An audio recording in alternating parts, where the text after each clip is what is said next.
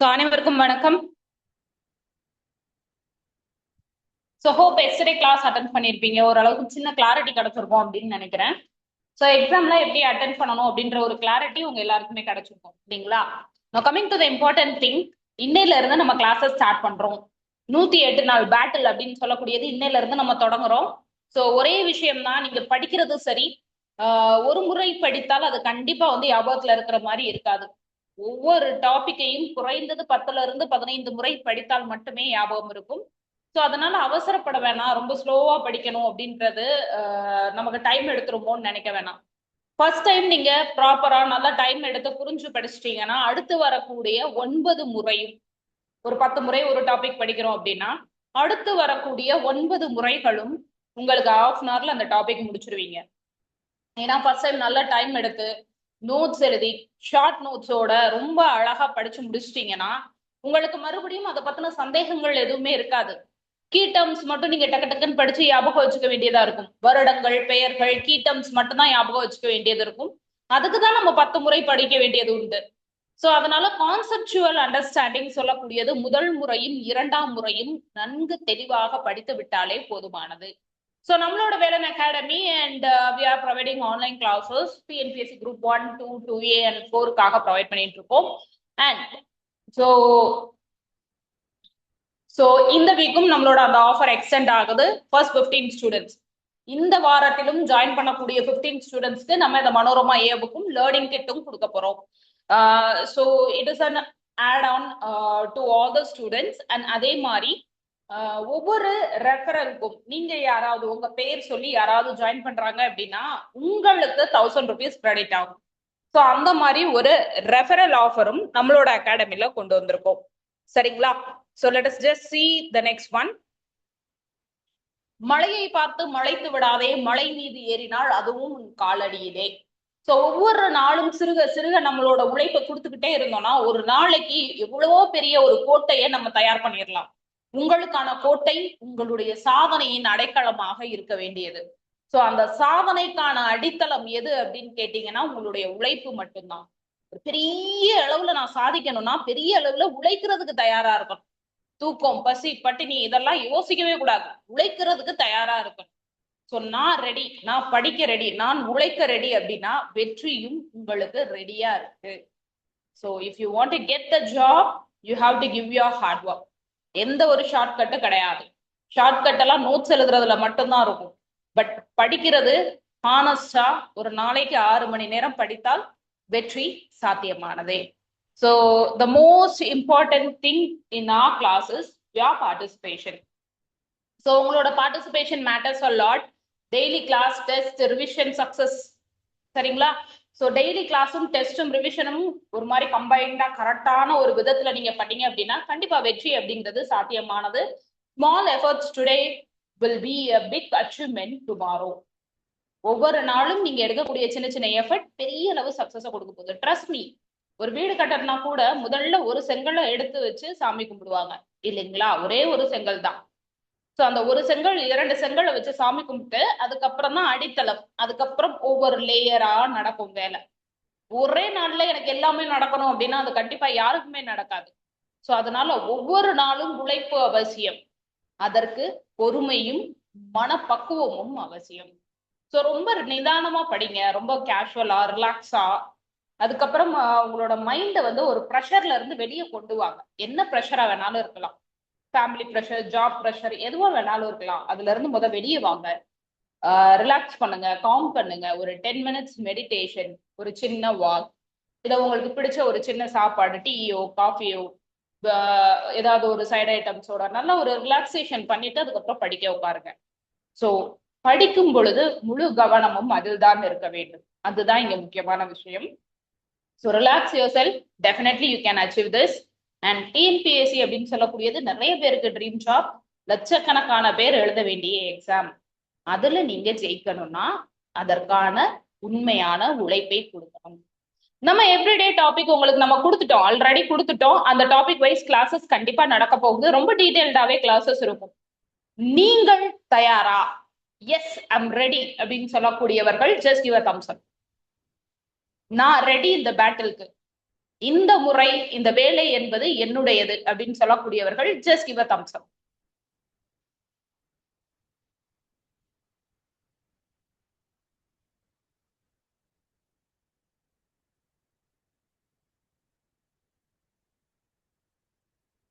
Exactly. Very நைஸ்ங்க. All the best. All the best to everyone. So thumbs up பண்ணும்னா எல்லாருக்குமே great, all the best. And coming to the important thing, கடினமா உழைக்க தயாரா இருக்கிறீங்க அப்படின்னா எல்லாத்துக்கும் முதல் முக்கிய மூலாதாரம் நீங்க தான். இந்த உலகத்திலேயே ரொம்ப ப்ரெஷியஸான ஒருத்தர் நம்மளோட லைஃப்க்கு நம்ம தான். சரிங்களா? உங்களை முழுமையாக புரிந்து கொள்பவரும் நீங்க தான். ஸோ அதனால love your self and be happy with your self. சரிங்களா? சுற்றி என்ன வேண்டுமானாலும் நடக்கலாம். உங்களோட கோல் அச்சீவ்மெண்ட்டை மட்டும் நோக்கி ஓட ஆரம்பிங்க. அந்த நேரத்துல உங்களை நீங்களே வெறுத்து விடாதீர்கள். நிறைய விஷயங்கள் நடக்கும் நம்மளை சுத்தி. அதில் அதுக்குள்ள எந்த ஒரு கான்சென்ட்ரேஷனும் கொடுக்க வேணாம். உங்களோட லைஃப் அப்படிங்கிறது மாறணும் அப்படின்னா நீங்கள் உழைக்க ஆரம்பிக்கணும். எந்த தொந்தரவும் எந்த தொல்லைகளும் இல்லாமல் உழைக்கணும். ஸோ அந்த மாதிரி விஷயங்கள்லாம் கொஞ்சம் கன்சிடர் பண்ணிக்கோங்க. ரொம்ப பீஸ்ஃபுல்லா படிக்கணும், படிக்கிறத கான்சென்ட்ரேட்டடா படிக்கணும் அப்படிங்கிறதுலாம் ரொம்ப முக்கியமான ஒரு விஷயம். நான் coming to the important thing, mute mode ஆன்ல தான் இருக்க போகுது. டவுட் அப்படிங்கிறது நீங்க கீழே சாட் பாக்ஸ்ல கொடுக்கலாம். டவுட் கிளாரிபிகேஷன் சொல்லக்கூடியது 8:30 to 9 o'clock நம்ம வச்சிருக்கோம். யூஸ்வலாவே 8:30 இருந்து நம்ம டவுட் கிளாரிபிகேஷன் செஷன் வச்சிருக்கோம். 2 hours கிளாஸ் இருக்க போகுது. 2 hours கிளாஸ்க்கு ரெடிங்களா? ஸ்டார்ட் பண்ணிடலாமா?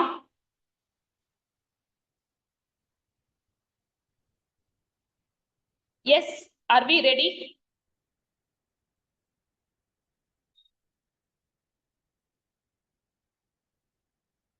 எஸ், சூப்பர்ங்க. Thank you for the confirmation. So class 1 Indian பாலிட்டியில ஸ்டார்ட் பண்ண போறோம். ரொம்ப முக்கியமான ஒரு பகுதி. கிட்டத்தட்ட 50ல இருந்து 60 கேள்விகள் வரும். 60 கேள்விகள் ஒரே யூனிட். யோசிச்சு பாருங்க, 200 கேள்வியில 60 கேள்வி ஒரே யூனிட்ல வரப்போகுது.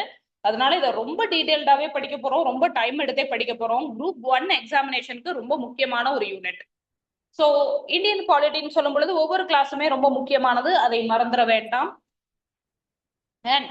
நம்மளோட கிளாஸஸ் அப்படின்னு சொல்லும் பொழுது ஒரு முக்கியமான விஷயம் என்ன அப்படின்னு பாத்தீங்கன்னா, பிடிஎஃப் அண்ட் பிபிடி இருக்கு இல்லைங்களா? இந்த கிளாஸ் எடுக்கக்கூடிய பிபிடியும் சரி, ரெஃபரன்ஸ் மெட்டீரியல் வேர்ட் டாக்குமெண்டா உங்களுக்கு கிடைக்கும்னு சொன்னோம் இல்லைங்களா? அந்த ரெஃபரன்ஸ் மெட்டீரியலும் பை 10 o'clock நம்மளோட டிரைவ்ல அப்லோட் ஆயிரும். சரிங்களா? இன்னைக்கு கிளாஸ் முடியுது அப்படின்னா இந்த பிபிடியும் பிடிஎஃப்பும் ரெஃபரல் பிடிஎஃப், அதாவது இங்கிலீஷ் அண்ட் தமிழ் மீடியம்க்கு தனித்தனியா அப்லோட் ஆகும். ஸோ இது ரெண்டுமே உங்களுக்கு இன்று 10 மணிக்கே அப்லோட் ஆயிரும். But when it comes to recorded class, ஏன்னா அந்த கிளாஸ் வந்து ரெக்கார்டட் ஆயிட்டு அது ஒரு ப்ராசஸ் இருக்கு, ஒரு தனி ப்ராசஸ் இருக்கு ரெக்கார்டிங் அப்லோட் பண்றதுக்கு. So it takes some more time for us. நேத்துமே வந்து இமிடியேட்டா அப்லோட் பண்ண முடியல. It took some 2 hours for us to upload. So அதனால recorded and class and test series tomorrow morning 10 o'clock உங்களுக்கு அப்லோட் ஆகும். இதுக்கு இன்னொரு ரீசனும் இருக்கு. இன்னைக்கு உங்களுக்கு மெட்டீரியல் கையில கிடைச்சிடுச்சுன்னா காலையில எந்திரிச்சு படிச்சிருவீங்க. 4 o'clock எந்திரிச்சு படிக்க போறீங்க. அதே மாதிரி 10 o'clock உங்களுக்கு ரெக்கார்டட் கிளாஸும் டெஸ்ட் சீரீஸும் அப்லோட் ஆயிரும். சரிங்களா? ஸோ எவ்ரிடே கிளாஸஸோட PPT and PDF material will be available today itself. அதே மாதிரி ரெக்கார்டட் கிளாஸஸும் டெஸ்ட் சீரீஸும் அடுத்த நாள் வந்து அப்லோட் ஆயிரும். ஏன்னா 9 o'clock அதுக்கப்புறம் ஒரு 2 hours சொல்லும்போது இட் இஸ் ஆல்மோஸ்ட் லைக் 11 ஆயிடுது அப்லோட் பண்றதுக்கு. ஸோ அது வரைக்கும் உங்களையும் வெயிட் பண்ண வைக்க வேண்டாம் அப்படின்றதுனால the next day early morning 10 இல்ல 8 o'clock உங்களுக்கு அப்லோட் ஆயிரும். சரிங்களா? ஸோ 8 o'clock உங்களுக்கு டெஸ்ட் சீரீஸும் ரெக்கார்டர் கிளாஸும் நம்மளோட டிரைவ்ல அவைலபிளா இருக்கும். நீங்க அதை பார்த்துக்கலாம். So coming to the days, group 1 எக்ஸாமினேஷனுக்கு 108 நாள், 108 நாள் தவக்காலமா நம்மளோட ப்ரிப்பரேஷன் ஆரம்பிக்க போறோம். ஸோ இது அப்படியே கம்ப்ளீட்டா ஒரு தவக்காலமா இருக்க போகுது. அப்படியே ஸ்ட்ராங் ப்ரிப்பரேஷன் மோடுல தான் நீங்க எல்லாரும் இருக்க போறீங்க. சரிங்களா? ஸோ அதே மாதிரி குரூப் 2 and 2A சொல்லும் பொழுது 157 டேஸ் இருக்கு. குரூப் 4க்கு 213 டேஸ் இருக்கு. குரூப் 1க்கு நம்ம தெளிவா படிச்சிட்டோம்னா குரூப் 2 and 2A எல்லாம் ஈஸியா கிளியர் பண்ணிடுவீங்க. சரிங்களா? So it is a one go, ஒரே முறை, இந்த ஒரே வருடம் எல்லாமே ஜெயிக்கிறதுக்கு முயற்சி செய்ய போகிறோம். எல்லாத்தையுமே ஒரு ஷாட் கொடுத்து பாருங்க, கண்டிப்பா ஜெயிப்பீங்க. சரிங்களா? So all the best to you all. And coming to Indian polity, இந்திய அரசியல் அமைப்பு, இந்தியன் கான்ஸ்டிடியூஷனோட ஃபார்மேஷனும் அதே மாதிரி அதோட ஃபீச்சர்ஸ் பத்தின ரொம்ப முக்கியமான தகவல்கள் தான் இன்னைக்கான கிளாஸ்ல இருக்க போகுது. இந்திய அரசியலமைப்பு எப்படி தோற்றுவிக்கப்பட்டது, அதோட சிறப்பியல்புகள் என்ன அப்படின்றது இன்னைக்கான கிளாஸ்ல பார்க்க போறோம். பிஃபோர் ஸ்டார்டிங் தட், இந்தியானே ஒரு மக்களாட்சின்னு சொல்றோம், டெமோக்ரஸி அப்படின்னு சொல்லிட்டு. சோ மக்களாட்சினா என்னன்னு தெரியுங்களா? What is democracy?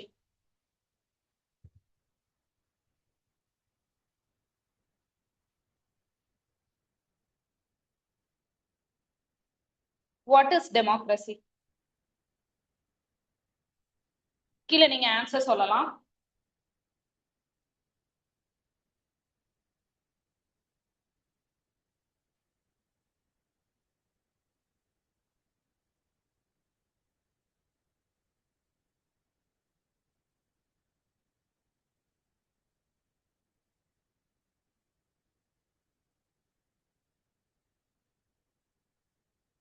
Any guesses? Rule by the people, அவ்வளவுதான். சரிங்களா? மக்களால் செய்யப்படும் ஆட்சி மக்களாட்சி, அதுதான் டெமோக்ரஸி அப்படின்னு சொல்லுவாங்க. டெமோக்ரஸி அப்படின்னா டெமோஸ் கிராஷியா அப்படின்னு சொல்லக்கூடிய கிரீக் வார்த்தையில இருந்து வந்தது. சோ கிராஷியானா power of the people, demos அப்படின்னு சொல்லக்கூடியது பீப்புளை குறிக்கும், மக்களை குறிக்கும். சரிங்களா? சோ இது ரெண்டுமே கிரீக் வேர்டுல இருந்து தான் வந்ததுன்னு சொல்றாங்க. இந்த ஆரிஜின் கூட கேள்விகள்ல சில நேரங்கள்ல கேட்கலாம். கிராஷியா அப்படின்னா அதிகாரம், கிரேக்க சொல்ல இருந்து வந்தது. சோ இதே மாதிரி டெமோக்ரஸி, ரிபப்ளிக்னு ரெண்டு வார்த்தை நம்ம இந்தியாவுக்கு சொல்லுவோம். குடியரசு தினம் கொண்டாடுறோம் இல்லைங்களா? சோ அப்ப இந்தியா ஒரு குடியரசு நாடு. மக்களாட்சின்னு சொல்லும் பொழுது மக்களால் ஓட்டிங் மூலமாக தேர்ந்தெடுக்கப்பட்ட ரெப்ரசன்டேட்டிவ் இருப்பாங்க. சோ அதுவும் இந்தியால இருக்கு. அப்ப இந்தியா டெமோக்ரஸியும் ரிபப்ளிக்கும் நாடுன்னு சொல்றோம். என்ன வித்தியாசம் இந்த டெமோக்ரஸின்றதுக்கும் ரிபப்ளிக்குக்கும்? ஏன் ரிபப்ளிக்னு ஒரு வார்த்தை எக்ஸ்ட்ரா நம்ம ஆட் பண்ணணும்? சோ இந்த சந்தேகம் இல்ல அப்படின்னா ஒரு சின்ன கிளாரிபிகேஷன் அப்படின்னு சொல்லலாம். நிறைய பேருக்கு இந்த கிளாரிபிகேஷன் இருக்காது. டெமோக்ரஸி அப்படின்னு சொல்லக்கூடியது ஜனநாயகம் சொல்லுவாங்க, மக்களாட்சி. அதாவது டெமோக்ரஸில மெஜாரிட்டி பீப்புள் யாரு ரூலரா வரணும்னு நினைக்கிறாங்களோ அவர் தான் ரூலரா வருவாரு, அவர் தான் வந்து ஆட்சி அமைப்பாரு, மெஜாரிட்டி ரூலுன்னு சொல்லக்கூடியது. ஆனா குடியரசுன்னு சொல்லும் பொழுது ரெப்ரசன்டேட்டிவ் டெமோக்ரஸி அப்படின்னு சொல்றாங்க. சோ நேரடியாக மக்கள் ஆட்சி செய்வது கிடையாது. மக்களாட்சியிலே ரெண்டு வகை இருக்கு. நேரடியா மக்களே ஆட்சி செய்யறது, ஒரு சபையா, அந்த காலத்துல எல்லாம் கிராம சபைகள்லாம் இருந்திருக்கும், கேள்விப்பட்டிருப்பீங்க. அந்த மாதிரி கிராம சபைகள் மக்கள் இணைந்து நேரடியாக ஆட்சி செஞ்சாங்க. சோ அது இல்லாம இப்ப ரெப்ரசன்டேட்டிவ் டெமோக்ரஸி, பிரதிநிதித்துவ ஜனநாயகம் நம்ம ஃபாலோ பண்ணிட்டு இருக்கோம். நம்மள ஒருத்தரை ஓட் பண்ணி செலக்ட் பண்ணுவோம். இப்ப எப்படி ரீசெண்டா எலெக்ஷன் நடந்து நம்ம சிஎம் செலக்ட் பண்ணோமோ, அந்த மாதிரி நம்மள ஒருத்தரை ஓட் பண்ணி செலக்ட் பண்ணுவோம். அவங்க நம்மளுக்காக நாட்டை ஆழ்வார்கள். ஆனா டிசிஷன் யாரு தான் எடுக்கிறா? மக்கள் தான் எடுக்கிறாங்க. யாரு தேர்ந்தெடுக்கிறா? மக்கள் தான். சோ அந்த மாதிரி மக்களால் தேர்ந்தெடுக்கப்பட்ட ரெப்ரசன்டேட்டிவ்ஸ் ஆளக்கூடிய ஒரு ஆட்சி குடியரசு. மக்களாட்சின்றது குடியரசா இருக்கணும்ன்ற கட்டாயம் ஒன்றும் கிடையாது. மக்களாட்சி நேரடியாவும் இருக்கலாம், குடியரசாவும் இருக்கலாம். அதே மாதிரி சட்டத்தின் ஆட்சின்னு சொல்லக்கூடியது எல்லா மக்களுக்கும் சமமான ஒரு உரிமையை கொடுக்கக்கூடிய சட்டத்தை கொண்ட ஆட்சி ரிபப்ளிக், குடியரசு. சரிங்களா? மெஜாரிட்டி ரூலாவே இருந்தாலும் சிறுபான்மையினர் சொல்லக்கூடிய மைனாரிட்டி பீப்புளுக்கு ப்ரொடெக்ஷன் கொடுப்பாங்க, அதுக்கு பேரு தான் குடியரசு. நம்மளுடைய நாடு representative democracy plus protection to every one, equality to every one அப்படின்ற கொள்கையை ஃபாலோ பண்ணிட்டு இருக்கு. And coming to the next one, இந்த டெமோக்ரஸியை ரெண்டு டைப்பா பிரிக்கலாம். டைரக்ட் டெமோக்ரஸி, இன்டைரக்ட் டெமோக்ரஸி அப்படின்னு சொல்லிட்டு. டைரக்ட் டெமோக்ரஸினா பொது விவகாரங்கள்லையும் டிசிஷன் மேக்கிங் சொல்லக்கூடிய முடிவெடுத்தல்லையும் மக்கள் நேரடியாக பங்கெடுப்பார்கள். சோ அந்த காலத்துல சபைகள் அதற்கு ஒரு சிறந்த எடுத்துக்காட்டுன்னு சொல்லலாம். இன்னும் சொல்லணும்னா பண்டைய கிரேக்க காலகட்டங்கள்ல, ஏன்ஷியன் கிரீக்ல வந்துட்டு மக்கள் எல்லாம் ஒன்று சேர்ந்து ஒரு முடிவு எடுக்கணும் அப்படின்னா அதிகபட்சம் யாரு சப்போர்ட் பண்றாங்களோ அந்த முடிவை தான் எடுப்பாங்க. நேரடியாக மக்கள் வந்து அதுல பார்ட்டிசிபேட் பண்ணாங்கன்னு சொல்லப்படுது. சோ அந்த மாதிரி ஒரு டெமோக்ரஸின்னு சொல்லக்கூடியது டைரக்ட் டெமோக்ரஸி, மக்கள் நேரடியாக பங்கெடுப்பது. ஆனா இன்டைரக்ட் டெமோக்ரஸின்னு சொல்லக்கூடியது பிரதிநிதித்துவ மக்களாட்சி. சோ அதாவது பொது விவகாரங்கள், டிசிஷன் மேக்கிங் எல்லாத்துலயுமே நம்மளோட பிரதிநிதிகள் பொறுப்புகளை எடுத்துப்பாங்க. சோ அந்த பொறுப்பு அப்படின்னு சொல்லக்கூடியது நம்மளால் தேர்ந்தெடுக்கப்பட்ட பிரதிநிதிகளுக்கு கொடுக்கப்படும். சரிங்களா? சோ இதுக்கு பெரிய ஒரு எக்ஸாம்பிள் டைரக்ட் டெமோக்ரஸிக்கு யார் சொல்லலாம்னா சுவிட்சர்லாந்து சொல்லலாம். ஸோ சுவிட்சர்லாந்து இன்னுமே டைரக்ட் டெமோக்ரஸி வந்து ஃபாலோ பண்ணிட்டு இருக்காங்க. அங்க ஒரு 9 மில்லியன் மக்கள் இருக்காங்க, அதாவது 90 லட்சம் மக்கள் இருக்காங்க. 90 லட்சம் மக்கள் இருக்கிற நாட்டுல எப்படி டைரக்ட் டெமோக்ரஸி பாசிபிள்னு நினைக்கிறீங்க? How it is possible?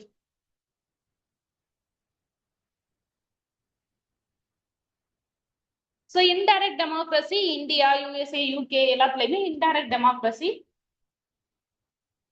நமக்கு வந்து அவைலபிளா இருக்கும். சரிங்களா? நம்ம பார்க்கக்கூடிய ஒரு டெமோக்ரஸி இன்டைரக்ட் டெமோக்ரஸி தான். அதை ரெப்ரசன்டேட்டிவ் டெமோக்ரஸின்னு சொல்லுவாங்க. தமிழ்ல பிரதிநிதித்துவ மக்களாட்சின்னு சொல்லுவாங்க. ஆனா சுவிட்சர்லாந்துல ஒரு 90 லட்சம் பேர் இருக்காங்க, கிட்டத்தட்ட 1 கோடி பேர். அதுல எப்படி டைரக்ட் டெமோக்ரஸி பாசிபிள்னு நினைக்கிறீங்க? Any guesses?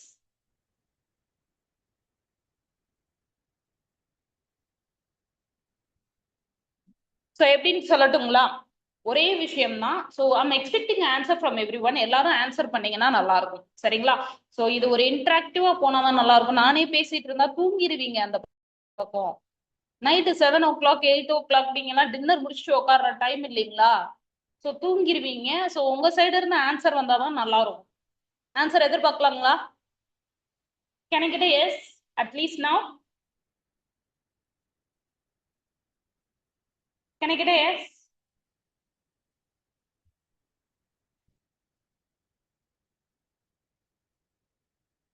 சூப்பர்ங்க. Yes, thank you. நான் கமிங் டு திஸ், சுவிட்சர்லாந்துல என்ன நடக்கும் அப்படின்னு பாத்தீங்கன்னா, அங்கேயும் பிரதிநிதித்துவ டெமோக்ரஸி தான். அதாவது மக்கள் அவர்களோட தலைவர்களை செலக்ட் பண்ணுவாங்க. அவங்களுக்கு ஒரு பிரைம் மினிஸ்டர்லாம் இருக்காங்க. ஸோ பிரசிடென்ட் சொல்லக்கூடிய அந்த மாதிரி பிரதிநிதிகள் இருக்காங்க. ஆனா ஒரு முடிவு எடுக்கணும் அப்படின்னா நேரடியாக மக்கள்கிட்ட வாக்கெடுப்பு நடத்துவாங்க. பொது வாக்கெடுப்புன்னு சொல்லக்கூடியது நடக்கும். இல்ல ஒரு முடிவு கவர்மெண்ட் ஒரு சட்டத்தை கொண்டு வருது அப்படின்னா வெறும் ஒரு லட்சம் மக்கள், இந்த 90 லட்சத்துல 1 லட்சம் மக்கள் கையெழுத்திட்ட ஒரு திட்டம். இந்த சட்டம் எங்களுக்கு பிடிக்கல, இதை நீக்குங்க, இல்லைன்னா இந்த சட்டம் ரொம்ப நல்லா இருக்கு, இதை உடனே வந்து கொண்டு வாங்க நம்ம நாட்டிலையும் சொல்லி 1 லட்சம் மக்கள் சப்போர்ட் பண்ணி கையெழுத்திட்டு ஒரு பெட்டிஷன் கொடுத்தா அதை பண்ணிதான் ஆகணும் அந்த கவர்மெண்ட். ஏன்னா அது மக்களோட முடிவு. கிட்டத்தட்ட 1 லட்சம் மக்கள் கையெழுத்திட்டு கொடுத்தாலே அதை கவர்மெண்ட் கண்டிப்பா கன்சிடர் பண்ணணும். அப்படி ஒரு மக்களாட்சி சுவிட்சர்லாந்துல இருக்கு. நம்ம நாட்டுல அது நடக்குமா? யோசிச்சு பாருங்க. 1 லட்சம் பேர் கையெழுத்து போட்டு கொடுத்தாலும் 140 கோடி பேர் இருக்காங்க. எவ்வளவு பேர்னா 140 கோடி பேர். So it is not like much number, நிறைய நம்பர் இது கிடையாதுன்னு சொல்லி ரிஜெக்ட் பண்ணிட்டு போயிருவாங்க. ஆனா சுவிட்சர்லாந்துல 1 லட்சம் மக்கள் கையெழுத்திட்டாலும் அந்த சட்டம் செல்லுபடியாகும். ஸோ அதுக்கு பேரு direct democracy. But coming to India, USA, UK, England எல்லாத்துலயுமே இன்டைரக்ட் டெமோக்ரஸி தான் இருக்கு. சரிங்களா? So now coming to the comparison. India, USA ரெண்டுலயும் மக்களாட்சி தான் இருக்கு. ஆனா ரெண்டுமே வேற விதமான ஒரு மக்களாட்சி. அதற்கு பெரிய எக்ஸாம்பிளா அமெரிக்க ஜனாதிபதியையும் இந்திய ஜனாதிபதியையும் குறிப்பிடலாம். ஃபார் எக்ஸாம்பிள், அமெரிக்கால ரொம்ப பவர்ஃபுல்லான பர்சன் யாருன்னா ஜனாதிபதி தான். இப்ப யார் அங்க பிரசிடென்டா இருக்காங்க தெரியுங்களா? Who's the president of America now?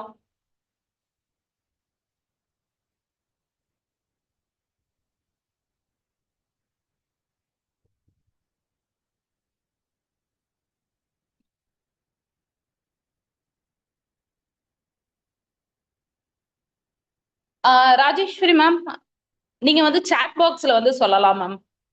So நம்ம வந்து மியூட் தான் ஆன்ல இருக்கும். ஸோ அதை நம்ம மாற்ற மாட்டோம். ஸோ சாட் பாக்ஸ்ல நீங்க டைப் பண்ணி சொல்லலாம்.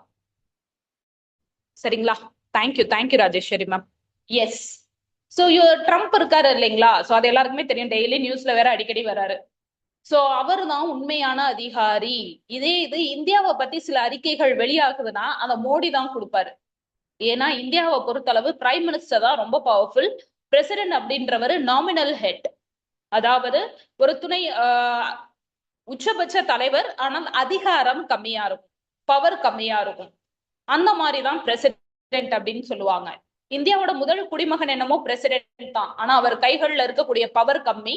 பிரைம் மினிஸ்டர் தான் ஆக்சுவல் பவர் இருக்கக்கூடியவரா கருதப்படுபவர். அமெரிக்கால அப்படி கிடையாது. ஒரு தடவை பிரசிடென்ட் செலக்ட் பண்ணிட்டாங்கன்னா அவர் தான் 4 வருஷத்துக்கு உச்சபட்ச தலைவர். எல்லா அதிகாரமும் அவர் கையில தான். அவர் நினைச்சா வார அனௌன்ஸ் பண்ணலாம், அவர் நினைச்சா வார நிப்பாட்டலாம். அந்த மாதிரி ஒரு கொள்கைகள் கொண்ட நாடு அமெரிக்கா. ஸோ ரெண்டுமே வேறு விதமான ஒரு டெமோக்ரஸியை கொண்ட நாடு.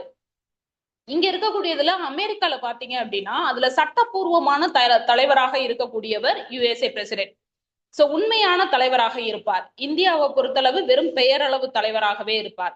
எலெக்ஷன் மெத்தட்னு சொல்லும் பொழுது இங்க குடிமக்கள் நேரடியாக ஓட் பண்ணுவாங்க பிரசிடென்ட்டுக்கு. நம்மளாம் பிரசிடென்ட்டுக்கு ஓட் பண்றோமா? எலெக்ஷன் நடக்குது இல்லைங்களா, லோக்சபா ராஜ்யசபா அதுக்கெல்லாம் வந்துட்டு தனித்தனி எலெக்ஷன் நடக்கும். லோக்சபாக்கு நம்ம ஓட் பண்ணலாம், ராஜ்யசபாக்கு நம்ம பண்ண மாட்டோம். அப்படி இருக்கும் பொழுது பிரசிடென்ட் நம்ம ஓட் பண்ணி செலக்ட் பண்றோமா?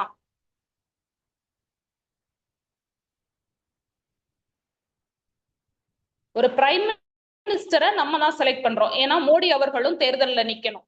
அவர் தேர்தலில் நின்று ஒரு எம்பியா ஜெயிச்சா மட்டும்தான் பிரைம் மினிஸ்டரே ஆக முடியும்.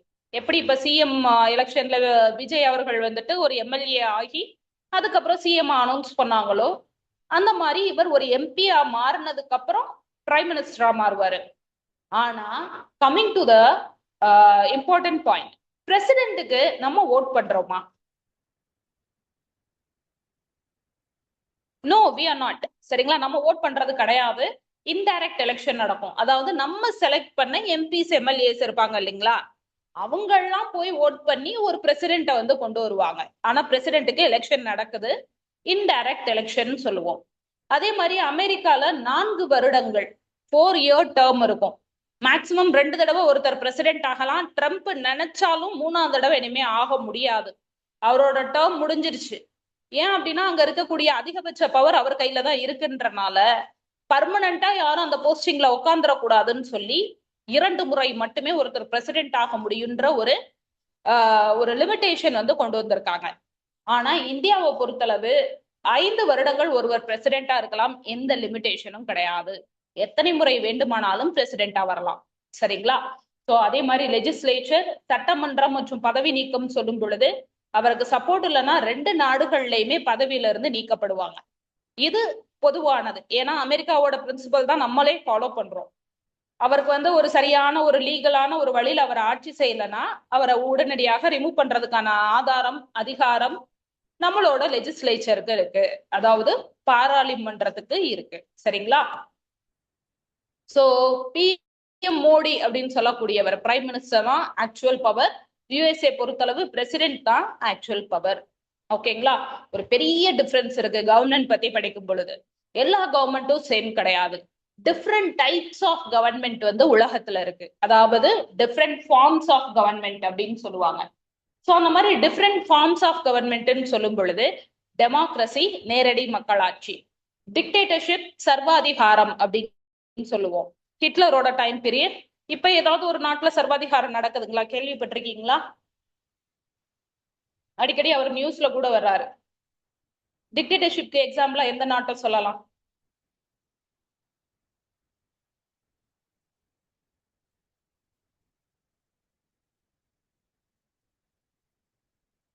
Exactly ma'am.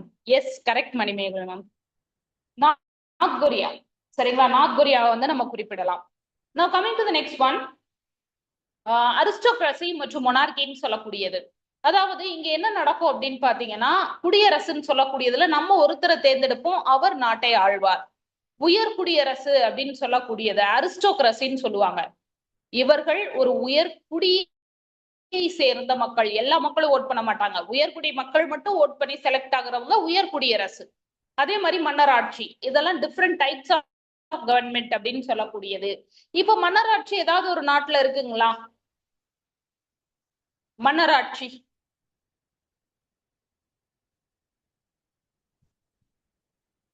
இங்கிலாந்து இருக்கு இல்லைங்களா, யூகே. இப்பயும் அங்க மன்னர் இருக்காரு. இப்ப கூட ரீசெண்டா நீங்க கேள்விப்பட்டிருப்பீங்க, குவீன் வந்து இறந்தார் அப்படின்னு சொல்லிட்டு. அதுக்கப்புறம் சார்லஸ் அவர் வந்து மன்னராக பதவி ஏற்றுக்கொண்டார். சோ இங்கிலாந்துல இப்ப வரைக்கும் மன்னராட்சியும் இருக்கு, பாராளுமன்றமும் இருக்கு. சோ பாராளுமன்றத்துடன் கூடிய ஒரு மன்னராட்சி அது. சரிங்களா? So now coming to the next one, அரிஸ்டோக்ரசி. அரிஸ்டோக்ரசின்னு சொல்லக்கூடியது உயர் குடியாட்சி. ஒரு ஸ்மால் ப்ரிவிலேஜ்டு ரூலிங் கிளாஸ் இருப்பாங்க, குரூப் ஆஃப் பீப்புள் இருப்பாங்க, அவங்க நினைக்கிறது தான் நடக்கும். அதுக்கு எக்ஸாம்பிள் முந்தைய காலத்துல, இப்ப கிடையாது, முந்தைய காலத்தை சார்ந்த யூகேவும் ஸ்பெயினும். அதே மாதிரி முடியாட்சி, கிங் ஆர் குவீன் இருப்பாங்க. பூட்டான், ஓமன், கத்தார் அப்படின்னு சொல்லக்கூடிய இடங்கள்ல எல்லாம் இன்னும் வந்து முடியாட்சியோட சாயல்கள் இருக்கு அப்படின்னு சொல்றாங்க. ஆட்டோக்ரசி, தனிநபர் ஆட்சி, டிக்டேட்டர்ஷிப்னு சொல்லக்கூடியது. நார்த் கொரியா ஒரு பெரிய எக்ஸாம்பிள். ஒரே ஒருத்தர் மட்டும் தான் பவர்ஃபுல்லா இருப்பாரு. அதே மாதிரி சவுதி அரேபியாவும் அல்மோஸ்ட் அரிஸ்டோகிராட் தான். சரிங்களா? சோ ஆலிகார்ச்சின்னு சொல்லக்கூடியது சிறுகுழு ஆட்சி. ஆலிகார்ச்சியுமே ஒரு குழுவாக சேர்ந்து மக்கள் ஆட்சி செய்வது. சோ ஒரு குறிப்பிட்ட குழு இருக்கும், அவங்கதான் மொத்த முடிவுகளும் எடுப்பாங்க. அதுக்கு வந்து எக்ஸாம்பிள் என்ன சொல்லணும்னா, இந்த ஒரு சோவியத் யூனியன், சைனா, வெனிசுலா நாடுகளோட முந்தைய கவர்மெண்ட் எல்லாம் சொல்லலாம். தியோக்ரசி, மத குருமார்களின் ஆட்சி, பெயர்லயே மென்ஷன் ஆயிருக்கு. மத குருமார்கள் ஆட்சி செய்வாங்க. அதுக்கு எக்ஸாம்பிள் வாட்டிகன் சிட்டி. ஏன்னா இப்பயுமே வாட்டிகன் சிட்டியோட தலைவர் யாருன்னு தெரியுங்களா? என்ன பெயரால அழைக்கிறோம்? வாட்டிகன் சிட்டியோட தலைவரின் பெயர். Yes, Manimegalai ma'am, Rajeswari ma'am, என்ன பெயர் அவர்களுக்கு?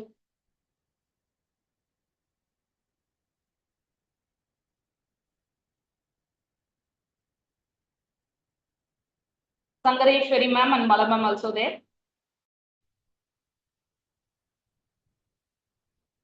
Any other guesses?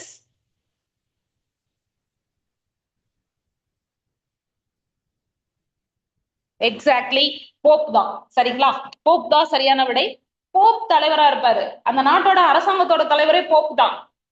அதாவது கிறிஸ்டியானிட்டியோட தலைவர் அவர். அவர் வந்து ஒரு மத குரு, அவரோட ஆட்சி. அதனால அது தியோக்ரசின்னு சொல்லுவாங்க, மத குருமார்களின் ஆட்சி. வாட்டிகன் சிட்டின்னு சொல்லக்கூடிய இடத்துல இப்ப வரைக்கும் மத குருமார் ஆட்சி தான் நடக்குது. மக்களாட்சி இந்தியா, யுஎஸ்ஏ போன்ற நாடுகள்ல மக்களாட்சி நடக்குது. குடியரசுன்னு சொல்லக்கூடியது, சுப்ரீம் பவர் அப்படின்னு சொல்லக்கூடியது ரெப்ரசன்டேட்டிவ்ஸ் இருக்கும், அதாவது தேர்ந்தெடுக்கப்பட்டவர்கள் கையில இருக்கும். இந்தியாவும் ஆஸ்திரேலியாவுக்கும் அதுக்கு ஒரு மிகப்பெரிய எக்ஸாம்பிள். சரிங்களா? சோ அப்படியே தமிழ்ல கொடுத்திருக்கேன். சர்வாதிகாரி ஆட்சின்னு சொல்லக்கூடியதுதான் ஆட்டோக்ரசி, மத குருமார்கள் ஆட்சி தான் தியோக்ரசி. சரிங்களா? இதெல்லாம் சிறிய சிறிய மாறுபாடுகள் இருக்கும். இதை வச்சு கேள்விகள் கேட்பாங்க, ஞாபகம் இருக்கட்டும். சோ மக்களாட்சின்னு சொல்லும் பொழுது, இந்த மக்களாட்சி அரசாங்கம் வரும் பொழுது, மக்களாட்சி முறைனா ரெண்டு, நேரடி, மறைமுகம். ஆனா அரசாங்கம் எப்படி இதன் மூலமாக அமைக்கப்படுதுன்னா, நாடாளுமன்ற அரசாங்கம், அதிபர் அரசாங்கம். யுஎஸ்ஏல அதிபர் பவர்ஃபுல், நாடாளுமன்றம் அவ்வளவு பவர்ஃபுல் கிடையாது. சோ யுஎஸ்ஏ, பிரான்ஸ் எல்லாமே அதிபர் அரசாங்கம் இருக்கக்கூடிய மக்களாட்சி. இந்தியா, இங்கிலாந்து எல்லாத்துலயுமே நாடாளுமன்றம் பவர்ஃபுல்லா இருக்கும். இப்பயுமே நம்ம நாட்டுல பார்லிமெண்ட் தான் ரொம்ப பவர்ஃபுல். சரிங்களா? பார்லிமெண்ட் சட்டம் இயற்றுது, தனிப்பட்ட ஒருவர் சட்டம் இயற்ற முடியாது. அந்த மாதிரி நாடாளுமன்றம் ரொம்ப பவர்ஃபுல்லா இருக்கக்கூடியது. வாக்காளர்கள், சட்டமன்றம், நிர்வாகம் இதெல்லாம் ஒவ்வொரு ஸ்டெப் பை ஸ்டெப்பா நடக்கக்கூடியது. இங்கு அதிபர் அரசாங்க முறையில வாக்காளர்கள் நேரடியாக நிர்வாகத்திலையும் சட்டமன்றத்திலையும் ஈடுபடுவார்கள். சரிங்களா? நேரடி ஈடுபாடு இருக்கும் அப்படின்னு சொல்றாங்க. இதுல நேரடி ஈடுபாடு இருக்காது. நம்மளோட பிரதிநிதிகள் இந்த மாதிரி வேலைகள், சட்டமன்ற நிர்வாகத்தெல்லாம் பார்த்துப்பாங்க, அதாவது அட்மினிஸ்ட்ரேஷன் இதெல்லாம் பார்த்துப்பாங்க. சரிங்களா? லெஜிஸ்லேச்சர், எக்ஸிக்யூட்டிவ் சொல்லக்கூடியதெல்லாம் பார்த்துப்பாங்க. Why we need a constitution? நமக்கு எதுக்கு கான்ஸ்டிடியூஷன் வேணும் அப்படின்னு பாத்தீங்கன்னா, ஒரு நாட்டுல ஆட்சி நடக்கும்னா அதுக்கு சட்டத்திட்டம் வேணும். இததான் செய்யணும், இதை செய்யக்கூடாது. ஒரு சரியான ரூல்ஸ் அண்ட் ரெகுலேஷன் வேணும் இல்லைங்களா? அதுக்காக தான் கான்ஸ்டிடியூஷன் அவசியம் அப்படின்னு சொல்லி கோரப்படுகிறது. So foundational rules for governance, அரசின் அடிப்படை விதிகள், அதிகாரத்தை கட்டுப்படுத்துதல், தனி மனித உரிமைகளை பாதுகாத்தல், protection of individual rights. So இதெல்லாம் ரொம்ப முக்கியமான ஆஸ்பெக்ட். ஒரு கான்ஸ்டிடியூஷன் இருந்துச்சுன்னா இதெல்லாம் பாசிபிள் அப்படின்னு சொல்றாங்க. சோ அப்படி இருக்கும் பொழுது அந்த மாதிரி ஒரு கான்ஸ்டிடியூஷன் இந்தியாவுக்கு நம்ம ரெடி பண்ணியிருக்கோம். இப்ப வரைக்கும் கான்ஸ்டிடியூஷன் தான் உச்சபட்ச மதிப்புல இருக்கக்கூடியது. ஒரு பிரசிடென்ட்டுக்கு என்ன அளவு பவர் இருக்குன்னா நம்ம உடனே கான்ஸ்டிடியூஷன்ல தான் ரெஃபர் பண்ணணும்.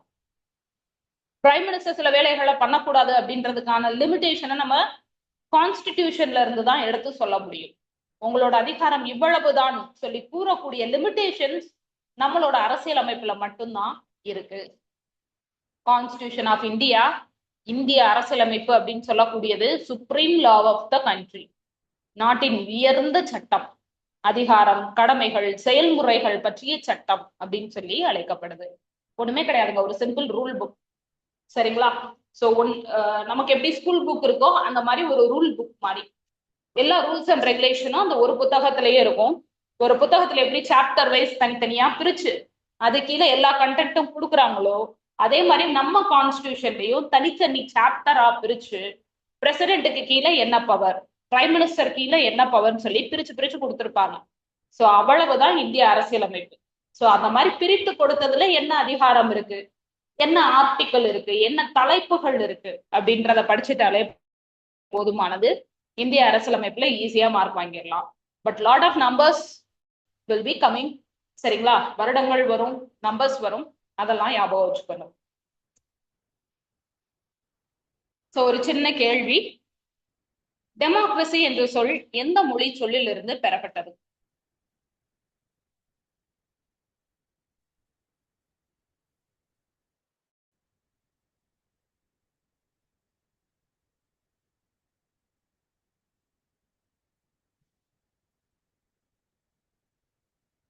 சூப்பர்ங்க. Yes, any other guesses? Greek தான். சரிங்களா, சரியான விடை கிரேக்கம். பிரதிநிதித்துவ மக்களாட்சியின் இரு முக்கிய வடிவங்கள், two main forms of representative democracy எதுவாக இருக்கக்கூடும்? நேரடி மறைமுக முறை, நாடாளுமன்றம் அதிபர் முறை, முடியாட்சி குடியரசு, கூட்டாட்சி ஒற்றையாட்சி.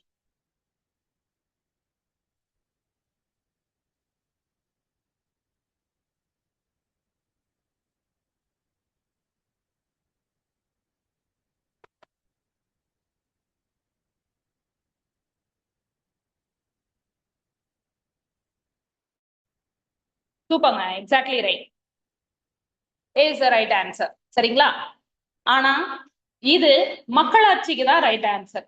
இங்க என்ன கேட்டுட்டாங்க அவங்களே, ரெப்ரசன்டேட்டிவ் டெமோக்ரஸின்னு கேட்டிருக்காங்களா, நேரடி மக்களாட்சின்னு கேட்கல. மறைமுக மக்களாட்சியின் இரண்டு முறைகள் எது அப்படின்னு கேட்டிருக்காங்க. சோ நாடாளுமன்றம் அதிபர் முறை, ஆப்ஷன் பி தான் கரெக்டானது. மக்களாட்சியின் இரு முக்கிய வடிவம்னா நேரடி மறைமுகம். பிரதிநிதித்துவ மக்களாட்சியே அதுல ஒரு வகைதான், அதோட இரண்டு டைப், நாடாளுமன்ற மக்களாட்சி, அதிபர் முறை மக்களாட்சி. சரிங்களா, ஒரு சின்ன ஒரு சேஞ்ச் இருக்கும். சோ ஒவ்வொரு டேர்மும் கவனமா படிக்கணும். அதுல சேஞ்ச் கொண்டு வந்ததே இந்த ரெப்ரசன்டேட்டிவ்ன்ற அந்த ஒரு வார்த்தை தான்.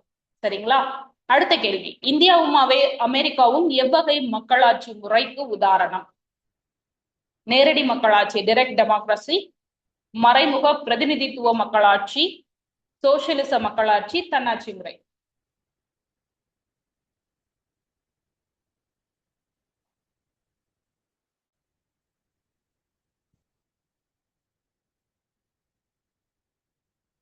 சூப்பர்ங்க, எஸ்.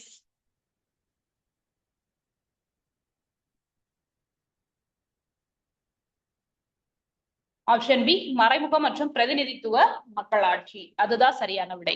சரிங்களா, சோ பின்வரும் நாடுகளில் நேரடி மக்களாட்சின்னு சொல்லக்கூடியது எங்கு பாசிபிளா இருக்கு? ஒரு எடுத்துக்காட்டாக இருக்கக்கூடியது எந்த நாடு? India, Switzerland, America, Britain.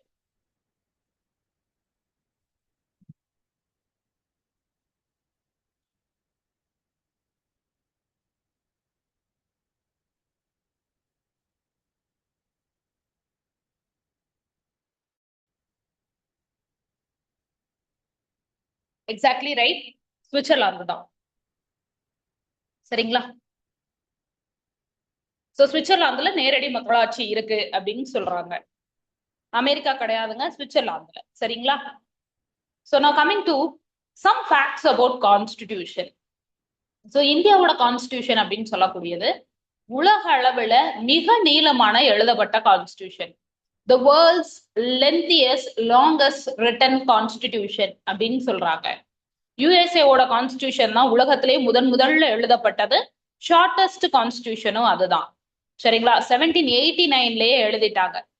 So America சுதந்திரம் அடைந்தது அந்த ஒரு காலகட்டத்துலதான், 1774ன்னு சொல்லுவாங்க. சோ அதுக்கடுத்து உடனேயே அது வந்து செயல்பாட்டுக்கும் வந்தது, 1789 நடைமுறைக்கு வந்தது.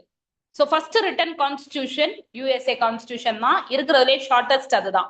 இதுக்கு என்ன எக்ஸாம்பிள் சொல்லலாம்னா, அமெரிக்க கான்ஸ்டிடியூஷன்ல 7 ஆர்டிகல் தான் இருக்கும், இந்தியன் கான்ஸ்டிடியூஷன்ல 395 ஆர்டிகல்ஸ் இருக்கு.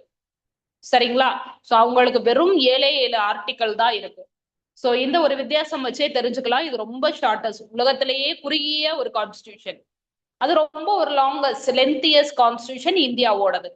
அதே மாதிரி இங்கிலாந்து அப்படின்னு சொல்லும் பொழுது இங்கிலாந்துக்கு ப்ராப்பரான ஒரு கான்ஸ்டிடியூஷனே கிடையாது. அரசமைப்புன்னு சொல்லக்கூடியது ஒரே ஆவணம் கிடையாது. பல்வேறு காலகட்டத்துல பல்வேறு சட்டத்தை பாஸ் பண்ணியிருப்பாங்க. அதெல்லாம் இன்னும் தொகுத்து ஒரு கான்ஸ்டிடியூஷனே அவங்க எழுதல. அவங்களுக்குன்னு ஒரு கான்ஸ்டிடியூஷனே கிடையாது. அவங்களுக்கு ஏதாவது ரூல்ஸ் அண்ட் ரெகுலேஷன் பத்தி பார்க்கணும் அப்படின்னா இம்மிடியட்டா 1500கள்ல இருந்து இப்போ வரைக்கும் பாஸ் பண்ணப்பட்ட எல்லா சட்டங்களையும் அவர்கள் பார்ப்பார்கள். தனிப்பட்ட ஒரு கான்ஸ்டிடியூஷன் ஒண்ணு கிடையவே கிடையாது இங்கிலாந்துக்கு. சரிங்களா? அவர்களுடைய customs, convention, agreement, laws, historical precedents சொல்லக்கூடிய எல்லாத்தையுமே ஒரு கோத்ரூ பண்ணுவாங்க.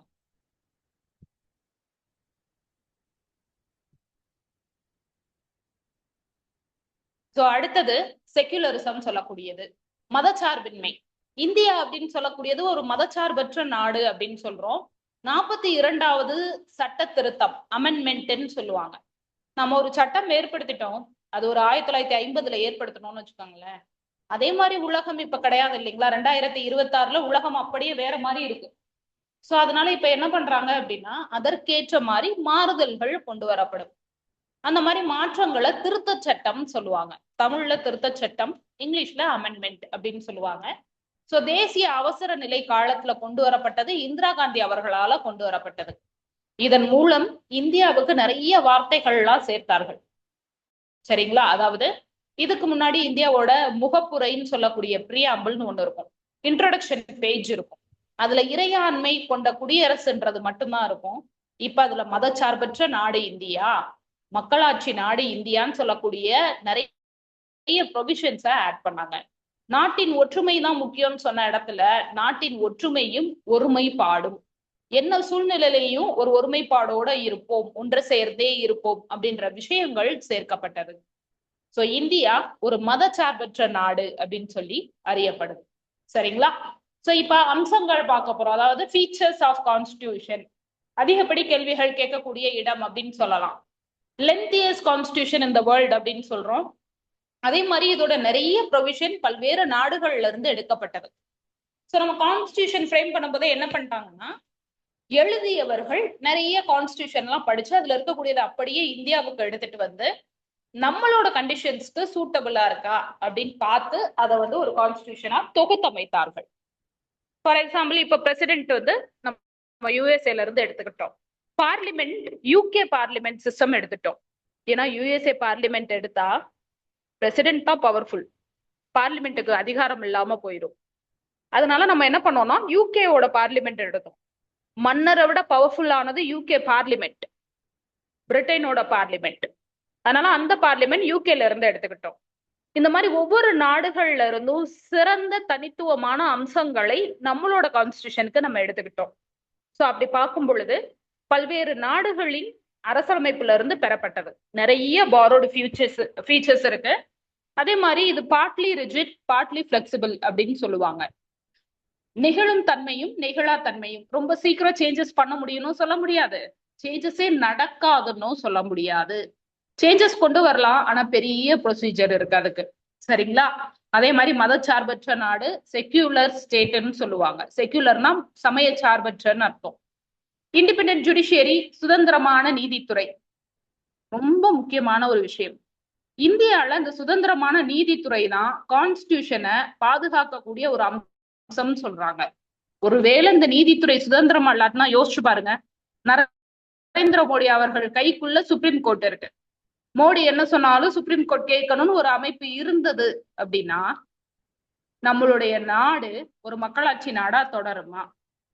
இல்ல ட்ரம்பே எடுத்துக்கோங்க, அமெரிக்காலையும் இதே ஃபீச்சர் இருக்கு. நீதித்துறை ட்ரம்ப் கையில இருந்தா அந்த நாடு மக்களாட்சி நாடாகவே தொடருமா?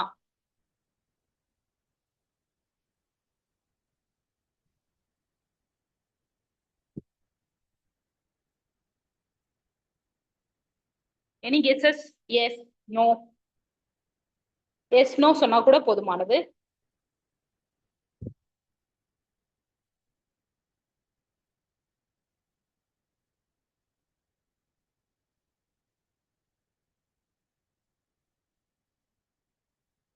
எக்ஸாக்ட்லி, நோ இல்லைங்களா?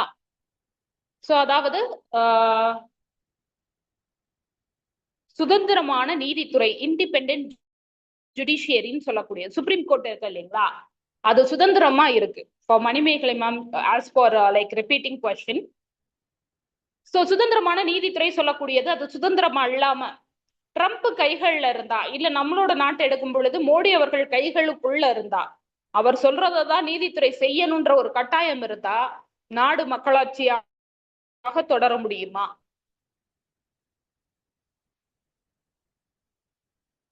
இப்ப வரைக்கும் சுப்ரீம் கோர்ட் யார் கையிலையும் கிடையாது. அது சுதந்திரமா ஃபங்க்ஷன் ஆகுது. நீங்க நேரடியா பிரைம் மினிஸ்டருக்கு அப்போஸ் பண்ணியோ பிரசிடென்ட் அப்போஸ் பண்ணியோ கேஸ் ஃபைல் பண்ணலாம். As a citizen of India we have the right. நமக்கு அந்த உரிமைகள் இருக்கு. சரிங்களா? சோ கண்டிப்பா இந்த நாடுன்றது மக்களாட்சியா தொடராது ஒருவேளை நீதித்துறை இந்த அதிகாரிகள் கைகள்ல இருந்தா. அதனால கம்ப்ளீட்டா நம்ம ஜுடிஷியரி நீதித்துறையை தூக்கி நம்ம சுதந்திரமான ஒரு நீதித்துறையா வச்சிருக்கோம். இந்த நீதித்துறை பிரசிடென்ட்டுக்கு ஆன்சரபிள் கிடையாது. பிரைம் மினிஸ்டருக்கு பதில் சொல்லணும்னு அவசியம் கிடையாது. அவர்களோட ஃபங்க்ஷன் தனி. பிரைம் மினிஸ்டரோ பிரசிடென்ட்டோ தலையிடவே முடியாது. அந்த மாதிரி ஒரு நீதித்துறை நம்மளோட நீதித்துறை. பெருமை கொள்ள வேண்டிய விஷயம். சோ அதே மாதிரி வயது வந்தோர் வாக்குரிமை, யுனிவர்சல் அடல்ட் பிரான்ச்சைஸ் அப்படின்னு சொல்லுவாங்க. சோ ரைட் டு ஓட் எல்லாருக்குமே கொடுக்கணும். 18 வயசு ஆயிட்டா போதும். மதம், ஜாதி, அது ஜெண்டர், இந்த மாதிரி எந்த டிஸ்கிரிமினேஷன் இல்லாம கொடுக்கப்படணும். இதெல்லாம் நம்மளோட அரசியலமைப்போட முக்கிய அம்சங்கள் அப்படின்னு சொல்றாங்க. இது பல்வேறு நாடுகள்ல இருந்து பெறப்பட்டதுதான், மிக நீளமானதுதான். ஆனா எங்களோட நாடு சமய சார்பற்ற நாடு, நீதித்துறை சுதந்திரமானது. நாங்க சமத்துவத்தை மதிக்கிறோம். எல்லாரும் சமம், எல்லாருக்கும் சம உரிமை, ஓட்டுரிமையும் கொடுக்கப்படும் அப்படிங்கறதெல்லாம் அரசியலமைப்போட அம்சங்கள் அப்படின்னு சொல்லலாம். Now coming to the formation of constitution. இப்படிப்பட்ட ஒரு அரசியலமைப்பு எவ்வாறு உருவாக்கப்பட்டது அப்படின்றதா பார்க்க போறோம். ஓகேங்களா? சோ இந்த உருவாக்கம் எப்படி நடந்தது? அரசியலமைப்பு சபை அப்படின்னு சொல்லக்கூடிய ஒரு சபையை தொடங்குகிறார்கள். நம்மளோட அரசியலமைப்பை ஃபைனல் பண்ணி இதுதான் உங்களுடைய நாட்டுக்கான ஒரு சட்ட திட்டம் சொல்லி வகுத்தவர்கள் யார் அப்படின்னு பாத்தீங்கன்னா நம்மளோட கான்ஸ்டிடியூவன்ட் அசம்பிளி, அரசியலமைப்பு சபைன்னு சொல்லுவாங்க. முதல்ல இப்படி ஒரு அரசியலமைப்பு சபை வேணும், ஒரு கான்ஸ்டிடியூஷன் வேணும்னு சொல்லி சொன்னவர் யாரு அப்படின்னா எம்.என். ராய். 1934 இந்த ஒரு வியூ பாயிண்ட பிரசன்ட் பண்ணியிருப்பாரு. அவர் ஒரு கம்யூனிஸ்ட் லீடர். சரிங்களா? கம்யூனிசம் ஃபாலோ பண்ணக்கூடியவர். அதே மாதிரி கேபினட் மிஷன் பிளான் சொல்லக்கூடிய ஒரு மிஷன் பிளான் பிரிட்டிஷரால இந்தியாவுக்கு அனுப்பப்படும். எல்லாருக்குமே நன்கு தெரிந்த ஒரு விஷயம், பிரிட்டிஷார்ட்ட இருந்து நம்ம சுதந்திரம் வாங்கினது 1947 தான். சோ அப்ப 1947க்கு முன்னாடி என்ன விஷயம் நடந்தது, ஏன் இந்த வருடத்துல சுதந்திரம் கொடுக்கப்பட்டதுன்னா 2 உலக போர்கள் நடந்தது. உலகப்போர் தெரியும் இல்லைங்களா? எந்த வருடம் 2ஆம் உலக போர் நடந்தது தெரியுங்களா? 2 வேர்ல்ட் வார்ஸ் நடந்தது. இதுல செகண்ட் வேர்ல்ட் வார் எப்பொழுது நடந்தது தெரியுங்களா? Any guesses?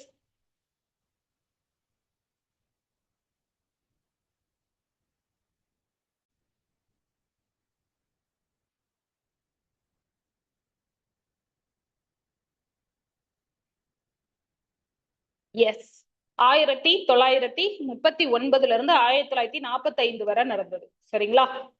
சோ கீழே சாட் பாக்ஸ்ல you can share your comment R answer. 39 இருந்து 45 வரை நடந்தது. சோ கிட்டத்தட்ட இந்த 2வது வேர்ல்ட் வார்ல எல்லாம் அப்படியே டிவாஸ்டேட் ஆயிட்டாங்க. யாரு அப்படின்னா பிரிட்டன். அப்படியே டிவாஸ்டேஷன். அதுக்கப்புறம் அவங்களோட பொருளாதாரத்தை காப்பாத்துறதே பெரிய விஷயமா போச்சு. இந்த நேரத்துல நம்மளோட நாட்டுல குவிட் இந்தியா மூவ்மெண்ட் நடந்துட்டு இருந்துச்சு. காந்தி அவர்கள் வெள்ளையனை வெளியேறுன்னு இமிடியேட்டா ஒரு மூவ்மெண்ட்டை நடத்துறாரு. இனிமே நீ உனக்கு இங்க வேலையே கிடையாது, கிளம்புப்பா அப்படின்னு சொல்லிட்டு. சோ அப்ப 45 அந்த ஆரம்பிச்ச அந்த சிவியரான அந்த மூவ்மெண்ட்டும் உலக போரோட தாக்கமும் பிரிட்டிஷாரால தாங்க முடியல. உடனடியா என்ன பண்ணாங்க அப்படின்னா 1946 ஒரு அமைச்சரவை தூதுக்குழு அனுப்பப்படுது. கேபினட் மிஷன் பிளான் சொல்லக்கூடியது பிரிட்டன்ல இருந்து அனுப்புறாங்க. இந்த மிஷன் சொல்லக்கூடியது வந்ததுமே அதுல 3 பேர் இருப்பாங்க. அந்த 3 பேரும் இந்தியாவுக்கு சுதந்திரம் தரலாமா வேணாமா அப்படின்னு சொல்லக்கூடிய விஷயங்கள்லாம் ஆராய்ந்து ஒரு ரிப்போர்ட் சப்மிட் பண்ணணும். அப்படி சப்மிட் பண்ணப்பட்ட ரிப்போர்ட்ல இந்தியாவுக்கு சுதந்திரம் கொடுத்துடலாம் அதுக்கு ஒரு கான்ஸ்டியூஷன் அவங்க ரெடி பண்ணணும். அதுக்காக ஒரு கான்ஸ்டியூவன்ட் அசம்பிளிய ரெடி பண்ணுங்க அப்படின்னு சொல்லக்கூடிய முக்கியமான ப்ரொபோசல் எல்லாம் இருந்தது. சோ அதுதான் கேபினட் மிஷன் பிளான். நம்மளோட அரசியலமைப்பு சபை, அதாவது அரசியலமைப்பை உருவாக்குன ஒரு அசம்பிளி உருவாக்கப்பட்டது இந்த கேபினட் மிஷன் மூலமாக தான். அமைச்சரவை தூதுக்குழுன்னு சொல்லுவாங்க தமிழ்ல. எந்த வருடம்? 1946 உருவாக்கப்பட்டது.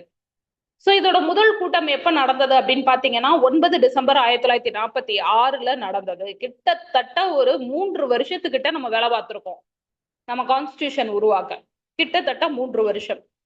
கரெக்டா சொல்லணும்னா 2 years 11 months 18 days. இந்த டேட்ஸ் கூட கொஸ்டின்ல டிஎன்பிசில கேட்டிருக்காங்க.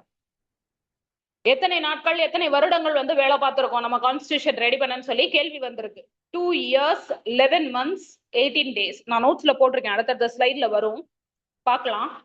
சோ அதே மாதிரி முதல்ல 9ஆம் தேதி ஆரம்பிச்ச இந்த வேலை கண்டினியூஸா நடந்து 1950 வரை நடந்தது. சரிங்களா? சோ அரசியலமைப்பை உருவாக்குறதுக்கு ஒரு 13 குழுக்கள் நிறுவப்பட்டது. கிட்டத்தட்ட ஒரு 26 குழுக்கள் இருந்ததா சொல்றாங்க. அதுல மேஜரா இருந்தது ஒரு 13 குழுக்கள். சரிங்களா? 26ல இருந்து 30 குழுக்கள் இருந்தது. ரொம்ப முக்கியமான 13 குழுக்கள்.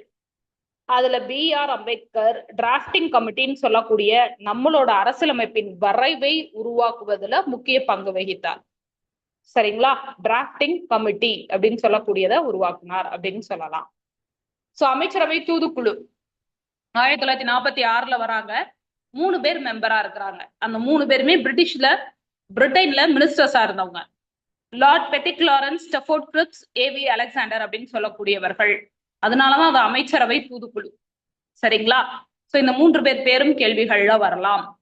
முக்கியமான நோக்கம் என்ன அப்படின்னு பாத்தீங்கன்னா, to transfer power peacefully and frame constitution of India. So அதிகாரங்களை மக்களிடம் கொடுத்து விட்டு அவர்களுக்கு ஒரு அரசியலமைப்பை உருவாக்கணும் அப்படிங்கறதா மெயின் அப்ஜெக்டாவே இருந்தது.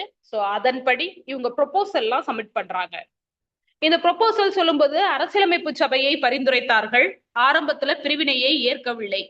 இவர்களை பொறுத்தளவு இந்தியா பாகிஸ்தான் பிரிக்க முடியாது தம்பி, 2 பேரும் ஒரே நாடுதான், வேணும்னா நீ அரசியலமைப்பு ஸ்டார்ட் பண்ணிடு, அதுக்கான வேலைகளை தொடங்கு அப்படின்னு சொல்லி அறிவிக்கிறாங்க. அரசியலமைப்பு சபை உருவாக்கப்பட்டது.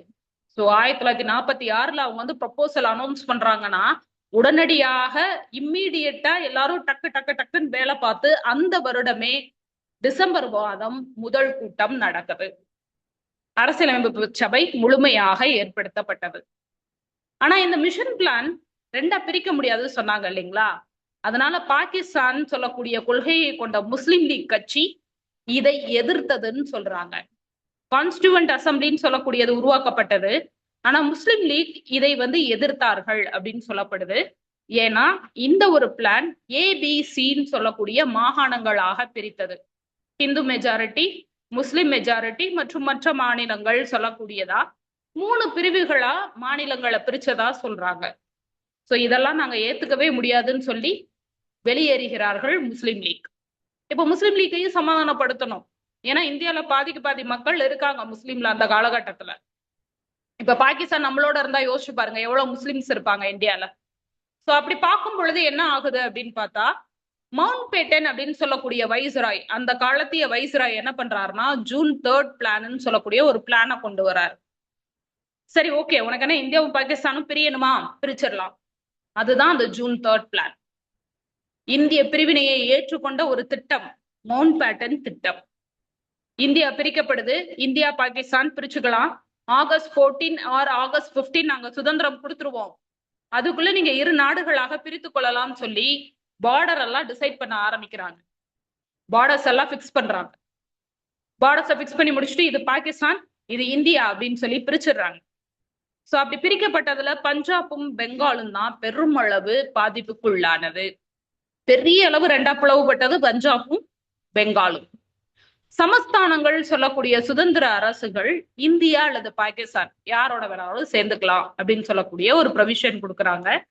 அவர்களுக்கென்று தனியாக ஒரு ஆட்சி இருக்காது. ஃபார் எக்ஸாம்பிள், இந்தியால நம்ம சுதந்திரம் அடைந்த பொழுது 565 அரசாட்சிகள் இருந்ததா சொல்லப்படுது. அதாவது மன்னராட்சி. 565 மன்னர்கள் இருந்தா யோசிச்சு பாருங்க இந்தியா எப்படி இருந்திருக்கும் அப்படின்னு சொல்லிட்டு. சின்ன சின்ன மாவட்டம் கூட ஒரு மன்னராட்சி அப்படின்னு சொல்லுவாங்க. இந்தியாவின் கடைசி மன்னர் சொல்லக்கூடியவர் தமிழ்நாட்டுலதான் இருந்தாரு. இப்ப ரீசெண்டா தான் இறந்தாரு. யாருன்னு தெரியுங்களா? சோ அவருக்கெல்லாம் அவசர அவசரமா முடிசூட்டினாங்க. ஏன்னா 1947 இருந்து முடிசூட்டக்கூடாது, எல்லாருமே இந்தியாவோட மக்கள் சொல்லி அறிவிச்சிட்டாங்க. அதனால 47க்கு முன்னாடி, சுதந்திரத்துக்கு ஒரு சில நாட்கள் முன்னாடிதான் அவருக்கு முடிசூடப்பட்டது. தமிழ்நாட்டுலதான் இருந்தார் அந்த மன்னர்.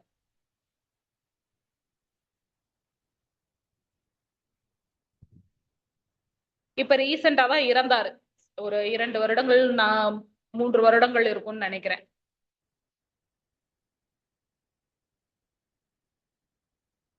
ஜமீன்தார்கள் அந்த மாதிரி சொல்லுவாங்க இல்லைங்களா, அப்படி ஒரு இடம், ஒரு டிஸ்ட்ரிக்ட், அதுக்கு தலைவரா அவர் இருந்தாரு. Any guesses? சிவகங்கைங்க. சிவகங்கையில வந்துட்டு இந்த ஒரு மன்னர் பரம்பரையை சேர்ந்த ஒரு குடும்பம் இருந்தது. அதுல வந்து அவர் இறந்து விட்டார். சரிங்களா? அவர் தான் கடைசியா இருந்த ஒரு மன்னரா வந்து அறியப்பட்டவர் அப்படின்னு சொல்றாங்க. சோ முடியாட்சி மூலமா பரம்பரை சொத்தாக அவர் கிடைத்தது வந்து அந்த முடியாட்சி இருந்துச்சு அப்படின்னு சொல்லி குறிப்பிடப்படுது. நம்மளோட தமிழ்நாட்டுலதான் இருந்தது. சரிங்களா? சோ நான் coming to the next one, Princy states அப்படின்னு சொல்லும் பொழுது இந்த மாதிரி மன்னராட்சிகள்லாம் இருக்கு இல்லைங்களா, 565 மன்னராட்சிகளுக்கும் ஆப்ஷன்லாம் கிடையாது. சுதந்திரமாலாம் இருக்க முடியாது. ஒண்ணு பாகிஸ்தான் இல்லைன்னா இந்தியா, யாரோடையாவது சேர்ந்துக்கோ அப்படின்னு சொல்றாங்க. இந்திய அரசியலமைப்பு சபை தொடரலாம், இந்தியாவுக்கு தனியா ஒரு சபையும் பாகிஸ்தானுக்கு தனியா ஒரு சபையும் தொடங்கலாம் அப்படின்னு சொல்றாங்க. சோ அப்படி இருக்கும் பொழுதுதான் இந்திய சுதந்திர சட்டம் சொல்லக்கூடிய இண்டிபெண்டன்ஸ் ஆக்ட் பாஸ் ஆகுது. சோ சுதந்திர சட்டம், நமக்கு சுதந்திரம் கொடுத்த ஒரு சட்டம், ஜூலை 18 அவர்களோட இதுல எங்க அப்படின்னா பிரிட்டிஷ் பார்லிமெண்ட்ல பாஸ் பண்ணப்படுது. சோ அங்க இருந்து பாஸ் ஆகி ஆகஸ்ட் 15 இம்ப்ளிமெண்ட் ஆகுது, அமலுக்கு வருது. சோ அதுக்குள்ள நமக்கு 15னா அவங்களுக்கு 14. ஏன்னா இந்தியாவுக்குள்ளேயே வந்துட்டு நேர கால வித்தியாசங்கள்லாம் இருக்கு. சோ நமக்கு அருணாச்சல பிரதேசத்துல காலையில 6 மணினா அங்க பாகிஸ்தான்ல அப்பதான் காலையில 3 மணி நடந்துட்டு இருக்கும். சரிங்களா? பூமி சுத்துது இல்லைங்களா, அந்த டைம் எடுக்கும். சோ அப்படி இருக்கும் பொழுது அவர்கள் ஆகஸ்ட் 14 வந்து அவங்களோட சுதந்திர தினமா கொண்டாட ஆரம்பிச்சிட்டாங்க. இப்போ வரைக்கும் அதை நம்ம ஃபாலோ பண்ணிட்டு இருக்கோம். நமக்கு 15 தான் சுதந்திர தினம், அவர்களுக்கு 14 தான் சுதந்திர தினம். அதே மாதிரி இந்த 565 சமஸ்தானங்களும் இந்தியாவோடும் பாகிஸ்தானோடும் தனித்தனியாக இணைவதற்கு ரெடி ஆயிடுச்சு. அதுலயும் சில பேர் இணைய மாட்டேன்னு சொன்னாங்க. அவர்கள் எல்லாரையுமே ஓரளவு கன்வின்ஸ் பண்ணி இந்தியாவோடு இணைத்த பெருமை சர்தார் வல்லபாய் பட்டேல சேரும். அதனாலதான் அவருக்கு ஸ்டாச்சு ஆஃப் யூனிட்டின்னு சொல்லக்கூடிய ஒரு ஸ்டாச்சு, மிகப்பெரிய ஸ்டாச்சு, உலகிலேயே பெரிய ஸ்டாச்சு இந்தியால ஏற்படுத்தியிருக்கோம், ஸ்டாச்சு ஆஃப் யூனிட்டி. சரிங்களா? சோ பெரிய மாநாடுகள், மாநிலங்கள் எல்லாத்தையும் இந்தியாவோட இணைத்த பெருமை அவருக்கு தான் சேரும். சோ அந்த காலகட்டத்துல இருந்த கிளமெண்ட் அட்லின்னு சொல்லக்கூடிய பிரிட்டிஷ் பிரதமர் என்ன சொல்றாருன்னா, சுதந்திர சமஸ்தானங்களுக்கெல்லாம் அனுமதி கிடையாது, அதிகாரம் கிடையாது, நீங்க யாராவது ஒருத்தரோட போய் இணைந்து கொள்ளுங்கள் அப்படின்னு சொல்லி அறிவிக்கிறார். சோ அதனால வேற வழியே கிடையாது, சுதந்திர அரசுகள் அப்படின்னு சொல்லக்கூடியது. நீங்க இங்க பார்க்கலாம், 1947க்கு முன்னாடி இருந்த சுதந்திர அரசுகள் இவை ஆகும். சோ கிட்டத்தட்ட பிரிட்டிஷ் எல்லோ கலர் இருக்கு இல்லைங்களா, இதுதான் பிரிட்டிஷ் இந்தியா. அதுக்கு ஈக்குவலா சுதந்திர மாகாணங்கள் இருந்திருக்கு. அது எல்லாமே இந்தியா பாகிஸ்தான் பிரிக்கப்பட்டது. இதுல பாகிஸ்தான் சொல்லக்கூடியது வெஸ்ட் பாகிஸ்தானாகவும், பங்களாதேஷ்னு சொல்லக்கூடியது ஈஸ்ட் பாகிஸ்தானாகவும் பிரிக்கப்பட்டது. சோ ஈஸ்ட் பாகிஸ்தான் எப்ப சுதந்திரமாகி பங்களாதேஷா மாறுச்சுன்னா 1971ல. சரிங்களா? அதுக்கும் இந்தியா ஹெல்ப் பண்ணி தான் அவர்களுக்கு சுதந்திரம் வாங்கி கொடுத்தார்கள். யோசிச்சு பாருங்க, இங்க ஒரு பாகிஸ்தான், இங்க ஒரு பாகிஸ்தான், ஒரு சைடே தாங்க முடியல, 2 சைடு பாகிஸ்தானா நம்ம சூழ்நிலை எப்படி இருந்திருக்கும்? அதுவும் அவங்க டிரான்ஸ்போர்டேஷன்லாம் இந்த வழியா தான் போகணும், இம்போர்ட் எக்ஸ்போர்ட் எல்லாமே நம்ம வழியா தான் நடந்தாகணும். மிகப்பெரிய பாதிப்பு இந்தியாவுக்கும் இருந்தது. அது வந்து தீர்க்கப்பட்டது எப்ப அப்படின்னா 1971ல பங்களாதேஷ்னு சொல்லக்கூடிய ஒரு புது நாடு உருவாகுது.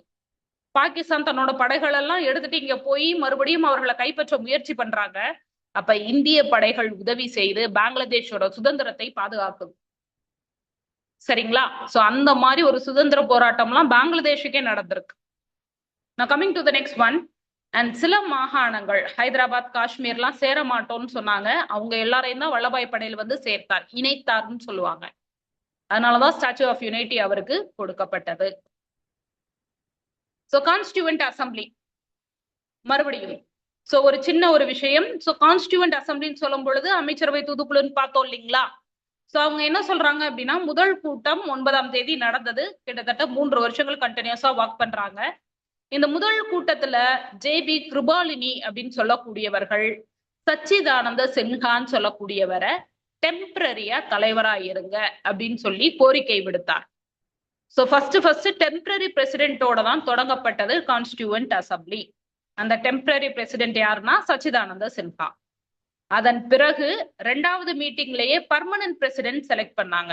அவர் தான் இந்தியாவோட முதல் பிரசிடென்ட்டும் கூட. கான்ஸ்டியூவன்ட் அசம்பிளியோட பர்மனன்ட் பிரசிடென்ட் யாருன்னு தெரியுங்களா? பர்மனன்ட் பிரசிடென்ட் இந்தியாவோட முதல் பிரசிடென்ட் அவர்தான்.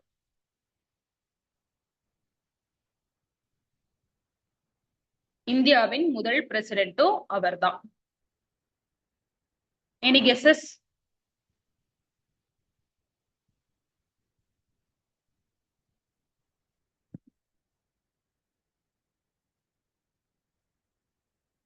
First president of இந்தியாங்க.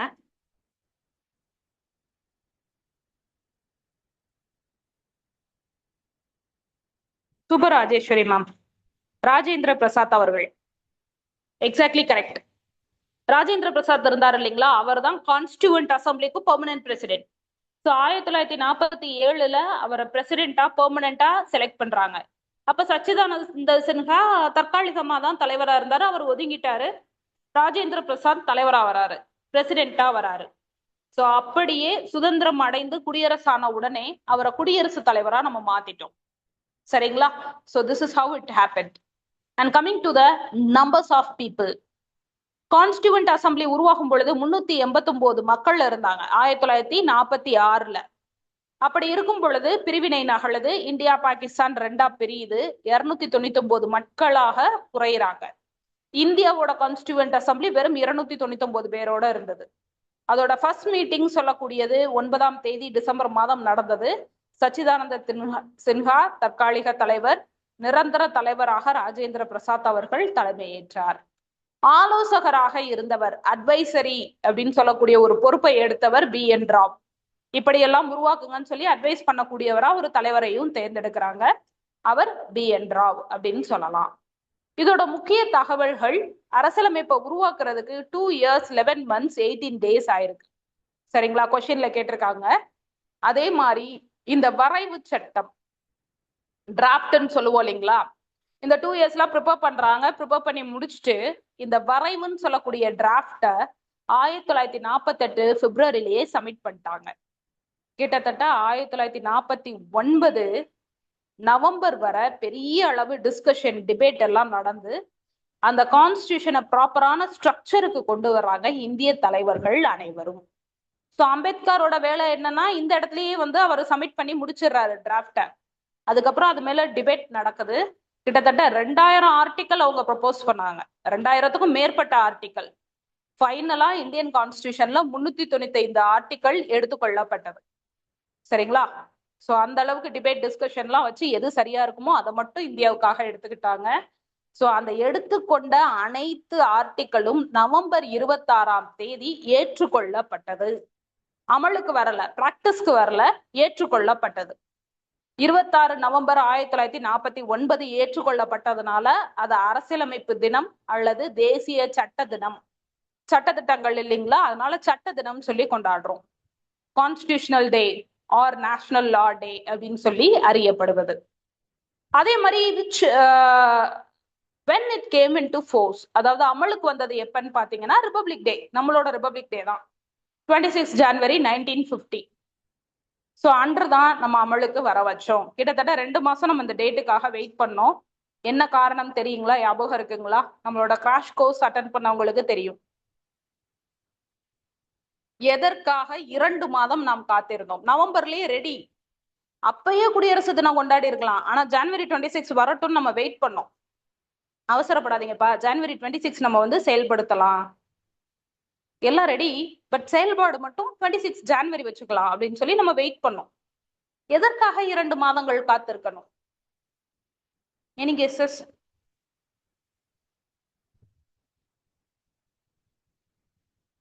Super Manimegalai ma'am. Yes, Purna Swaraj டேன்னு சொல்லக்கூடிய ஒரு நாளை அப்சர்வ் பண்ணணும் அப்படின்றதுக்காக 1930 ஜனவரி 26ல லாகூர்ல ஒரு முடிவு எடுக்கப்பட்டது. அதாவது 1929 செஷன்லயே ஒரு முடிவு எடுத்திருப்பாங்க. ஆங்கிலேயன் என்ன நமக்கு சுதந்திரம் தருவது, நாம் சுதந்திர நாளை கொண்டாடுவோம் சொல்லிட்டு பூர்ண ஸ்வராஜ் டே, பூரண சுதந்திர நாள்னு சொல்லக்கூடிய ஒரு நாளை 26ஆம் தேதி ஜனவரி மாதம் 1930ல கொண்டாடினாங்க. சோ அதற்கு தலைமை வகித்தவர் யாருன்னா ஜவஹர்லால் நேரு. இந்திய தேசிய கொடி ஏற்றப்பட்டது, ஜனகணமன பாடல் ஒழிக்கப்பட்டது. ராவி நதிக்கரை, ராவி ரிவர்னு சொல்லக்கூடிய இடத்துல அது நடந்ததா சொல்றாங்க. சோ இந்த ஒரு ரெசல்யூஷன் 29ல முடிவு செய்யப்பட்டு ஜனவரி 26ல கொண்டாடப்பட்ட சுதந்திர நாளை நம்ம ரிமெம்பர் பண்ணணும் அப்படின்றதுக்காக 2 மாசம் வெயிட் பண்ணி ஜனவரி 26, 1950ல நம்மளோட சட்டத்திட்டங்களை செயலுக்கு கொண்டு வந்தோம். சரிங்களா? ரொம்ப முக்கியமான ஒரு விஷயம், இது கேள்விகள்ல கேட்டிருக்காங்க. And coming to the drafting committee, drafting committee draft ready பண்ணாங்க இல்லைங்களா? சோ அதோட தலைவர் பி ஆர் அம்பேத்கர் தான். 29 ஆகஸ்ட் 1947ல டிராஃப்ட் கம்ப்ளீட் ஆகுது, உருவாக்கப்பட்டது.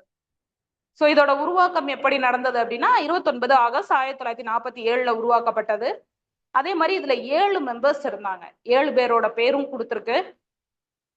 பி ஆர் அம்பேத்கர், அல்லாடி கிருஷ்ணசாமி ஐயர், கோபாலசுவாமி ஐயங்கார், முன்ஷி, முகமது சாதுல்லா, மிட்டர், கைதான் அப்படின்னு சொல்லக்கூடிய பெயர்கள். 7 பெயர்களும் படிச்சிருக்கணும், ஏன்னா கேள்விகள்ல கேட்பாங்க. சோ யார் இல்ல, யார் உள்ளார் அப்படின்ற மாதிரி கேள்விகள் வரும்.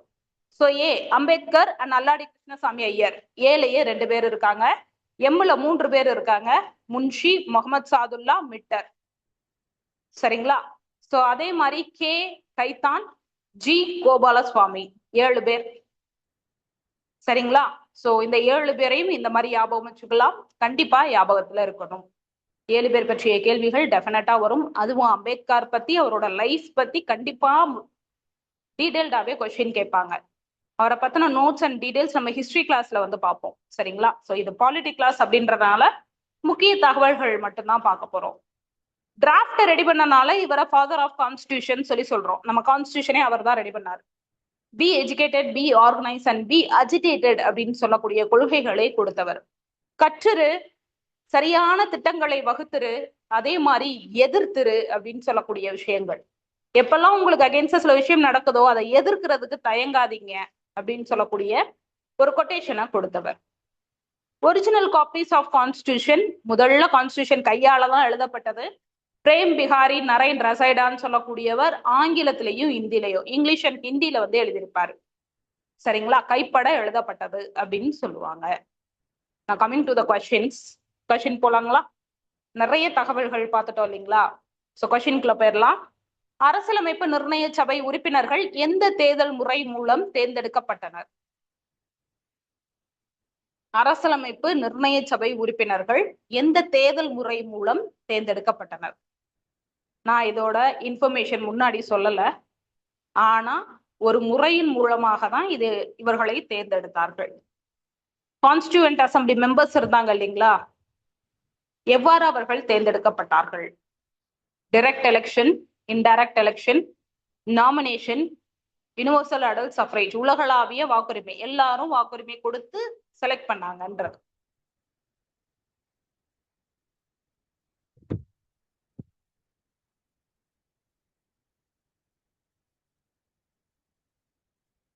Exactly right. Yes ma'am, Manimegalai ma'am, correct answer option B. மறைமுக வாக்கெடுப்பு தான் நடந்தது. சரிங்களா? சோ மறைமுக வாக்கெடுப்புன்னு சொல்லக்கூடிய இன்டைரக்ட் எலெக்ஷன் தான். ஏன்னா எல்லாருக்குமெல்லாம் ஓட்டுரிமை எல்லாம் கொடுக்கல. சோ அதே மாதிரி உயர்தட்டுல இருக்கக்கூடியவர்கள் டாக்ஸ் யாரெல்லாம் பே பண்ணாங்களோ அவங்களுக்கு ஓட்டுரிமை அதிகமாக இருந்தது. சோ பெண்களுக்கு பெரிய அளவு ஓட்டுரிமை அவ்வளவாக கொடுக்கப்படல. சோ அப்படியெல்லாம் பார்க்கும்போது இது நேரடி தேர்தலாவே கிடையாது. மறைமுக வாக்கெடுப்புன்னு சொல்லக்கூடியது மூலமா குறிப்பா மாகாண சட்டமன்றங்கள்ல இருந்து தேர்ந்தெடுத்து அனுப்புனாங்கன்னு சொல்றாங்க. சரிங்களா? மறைமுக வாக்கெடுப்பு. கான்ஸ்டிடியூவன்ட் அசம்பிளி முதல் முறை சந்தித்த நாள், ஃபர்ஸ்ட் மெட்டான், எந்த தேதியில் சந்தித்தார்கள்?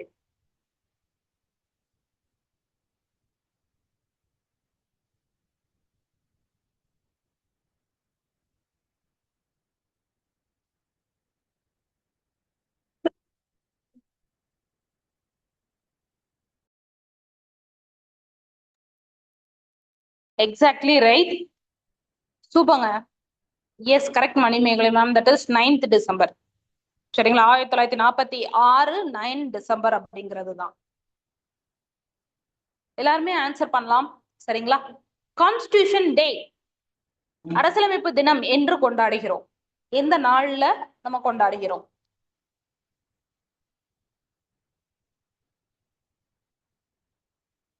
அரசியலமைப்பு தினம்.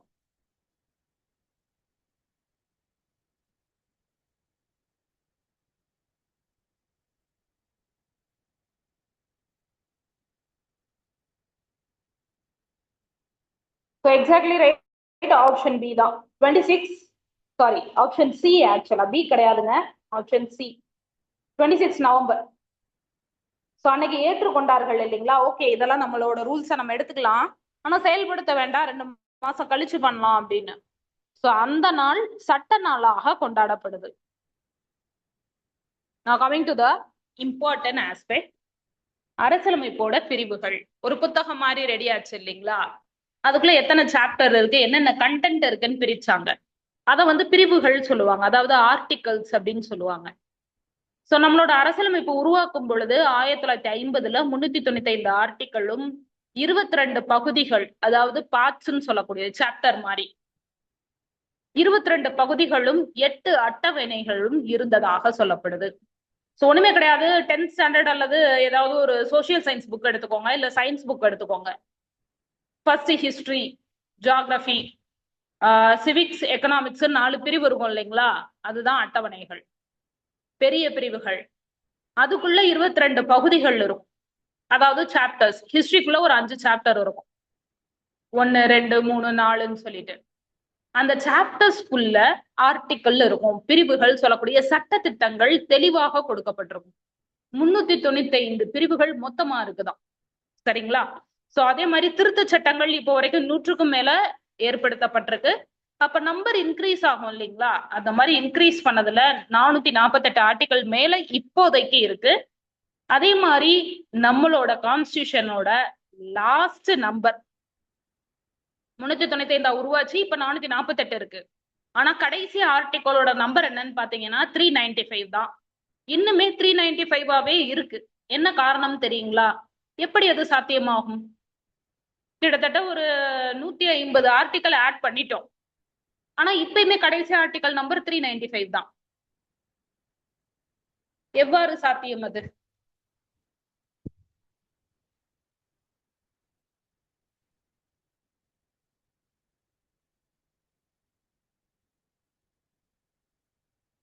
அதாவது என்ன ஆர்டிகல் அவங்க ஆட் பண்ணாலும் சப்பாட்டா ஆட் பண்ணுவாங்க. ஒரு 21வது ஆர்டிக்கல் இருக்கு அப்படின்னா அந்த ஆர்டிக்கலோட இன்னொன்னு புதுசா ஆட் பண்ணும் பொழுது 21A தான் ஆட் ஆகும். ஆல்பபெட் கொடுத்து நம்ம ஆட் பண்ணுவோம், நம்பரை இன்க்ரீஸ் பண்ண மாட்டோம். இப்போ வரைக்கும் அந்த ஃபார்முலா வந்து நம்ம ஃபாலோ பண்ணிட்டு இருக்கோம். ஆர்டிக்கல் ஏதாவது புதுசா சேருது, திருத்த சட்டம் சேருது அப்படின்னா அதை ABCDன்னு சொல்லி ஆட் பண்ணிட்டு போறோம். ஒருவேளை ABCD எல்லாம் முடிஞ்சிருச்சு அப்படின்னா AA அப்படி வந்து ஆட் பண்ணிட்டு போயிட்டே இருப்போமே ஒழிய நம்ம அப்படியே எல்லாத்தையும் எடுத்துக்கொள்வது கிடையாது. சரிங்களா, நம்பரை புதுசா கொடுக்கறது கிடையாது. அதனால இப்ப வரைக்கும் கடைசி ஆர்டிகல் 395 தான். நான் கமிங் டு த ஷெடியூல்ஸ், 12 ஷெடியூலும் இந்த ஒரு இடத்துல கொடுக்குறேன். இதே மாதிரி முக்கியமான ஆர்டிகல்ஸ் ஒரு டாக்குமெண்டா நம்மளோட டாக்குமெண்ட் ஷேர் ஆகும் இல்லைங்களா, அதுல 395 ஆர்டிகல்ல முக்கியமான ஆர்டிகல் 395 ஞாபகம் வச்சுக்க வேண்டாம். முக்கியமான ஆர்டிகல் 22 பகுதிகள் 25 பகுதிகளா மாறுச்சு இல்லைங்களா. எத்தனை பகுதிகள் இருக்கு, என்னென்ன பெயர்கள்? அட்டவணைகள் 8 அட்டவணைகள்ல இருந்து 12 மாறுது. இது மட்டும் கிளாஸ்ல பார்ப்போம், ஏன்னா கம்மியான நம்பர்ஸ். மற்றது எல்லாமே டீடைல்டா ஒவ்வொரு டாபிக் கீழ நம்ம பார்க்கலாம். சோ ஷெடியூல்ஸ், அட்டவணைகள் 8 அட்டவணைகள் இருக்கு. ஃபர்ஸ்ட் அட்டவணை பெயர்கள் பத்தி குறிப்பிடுது. மாநிலங்கள், ஒன்றிய பிரதேசங்களோட பெயர்கள் இருக்கும். சரிங்களா, இந்தியால இத்தனை ஸ்டேட் இருக்கு, இந்தியா அப்படின்னு சொல்லக்கூடிய பெயர் கொண்ட நாடு எங்க நாடு அப்படின்னு சொல்லக்கூடியதெல்லாம் ஃபர்ஸ்ட் அட்டவணையில இருக்கும். 2வது அட்டவணை உயர் பதவியில உள்ளவர்களோட ஊதியம், சலுகைகள், பவர்ஸ் எல்லாமே இருக்கும். பிரசிடென்ட், ஆளுநர், கவர்னர், அவரோட சம்பளம், அதிகாரம் எல்லாமே குறிப்பிடப்பட்டிருக்கும். 3வது உறுதிமொழிகள் சொல்லக்கூடியது 3வது அட்டவணைகள்ல இருக்கும். பதவி ஏற்பு உறுதிமொழிகள். சரிங்களா, அதே மாதிரி நான்காவதுன்னு சொல்லக்கூடியது ராஜ்ய சபாலையும் யூனியன் டெரிட்டரிஸ் இருக்கு இல்லைங்களா, ஸ்டேட்ஸ் அண்ட் யூனியன் டெரிட்டரிஸ். இதுல கவுன்சில் ஆஃப் ஸ்டேட்னு ஒரு இது இருக்கும். ராஜ்யசபா மாதிரி 2வது அவை இருக்கு. தமிழ்நாட்டுல அந்த அவை கிடையாது. தமிழ்நாட்டுல ஒரே ஒரு அவை தான். சில மாநிலங்கள்ல 2 அவை வச்சிருப்பாங்களாம், ஏன்னா நம்பர் ஆஃப் பீப்புள் ஜாஸ்தின்னு. அந்த மாதிரி 2வது அவையிலையும் ராஜ்ய சபையிலையும் ஒதுக்கீடு பத்தி பேசக்கூடியது. 5வது பட்டியல், அதாவது எஸ்சி எஸ்டி கேட்டகரிஸ்க்கு உண்டான ரைட்ஸ் பத்தி பேசுறது. 6வது அசாம், மேகாலயா, திரிபுரா, மிசோரம் சொல்லக்கூடிய பழங்குடியின பகுதிகளோட நிர்வாகம் அப்படின்னு சொல்லக்கூடியது. So division of power between union state அப்படின்னு சொல்லக்கூடியது 7வது அட்டவணை. அதிகார பகிர்வுன்னு சொல்லக்கூடியதை பத்தி குறிப்பிடும். அதுல மத்திய பட்டியல், மாநில பட்டியல், பொது பட்டியல், அதாவது கான்கூரண்ட் லிஸ்ட்னு 3வது ஒரு லிஸ்ட் இருக்கும். சென்ட்ரல் கவர்மெண்ட் பவர்லாம் யூனியன் லிஸ்ட்லயும், ஸ்டேட் கவர்மெண்ட் பவர்லாம் ஸ்டேட் லிஸ்ட்லயும், பொது பவர் அதாவது எஜுகேஷன் பாத்தீங்கன்னா சென்ட்ரல் போர்டு ஸ்கூல்ஸும் இருக்கு, ஸ்டேட் போர்டு ஸ்கூல்ஸும் இருக்கு இல்லைங்களா, அதெல்லாம் பொதுப்பட்டியலுக்குள்ள வரும். சரிங்களா? சோ அந்த மாதிரி பொது அதிகாரம் கான்கூரண்ட் லிஸ்ட்லயும் இருக்கும். 8வது அட்டவணை 22 அபிஷியல் லாங்குவேஜஸ் பத்தி பேசுது. இந்தியால இப்ப வரைக்கும் 22 அபிஷியல் லாங்குவேஜஸ் இருக்கு. ஸ்டார்டிங்ல வெறும் 14 லாங்குவேஜா இருந்தது. இப்ப 22 லாங்குவேஜஸ் அபிஷியல் லாங்குவேஜா அனௌன்ஸ் பண்ணிருக்காங்க. நேஷனல் லாங்குவேஜ் என்னன்னு தெரியுங்களா? இந்தியாவோட நேஷனல் லாங்குவேஜ், இந்தியாவோட நேஷனல் லாங்குவேஜ்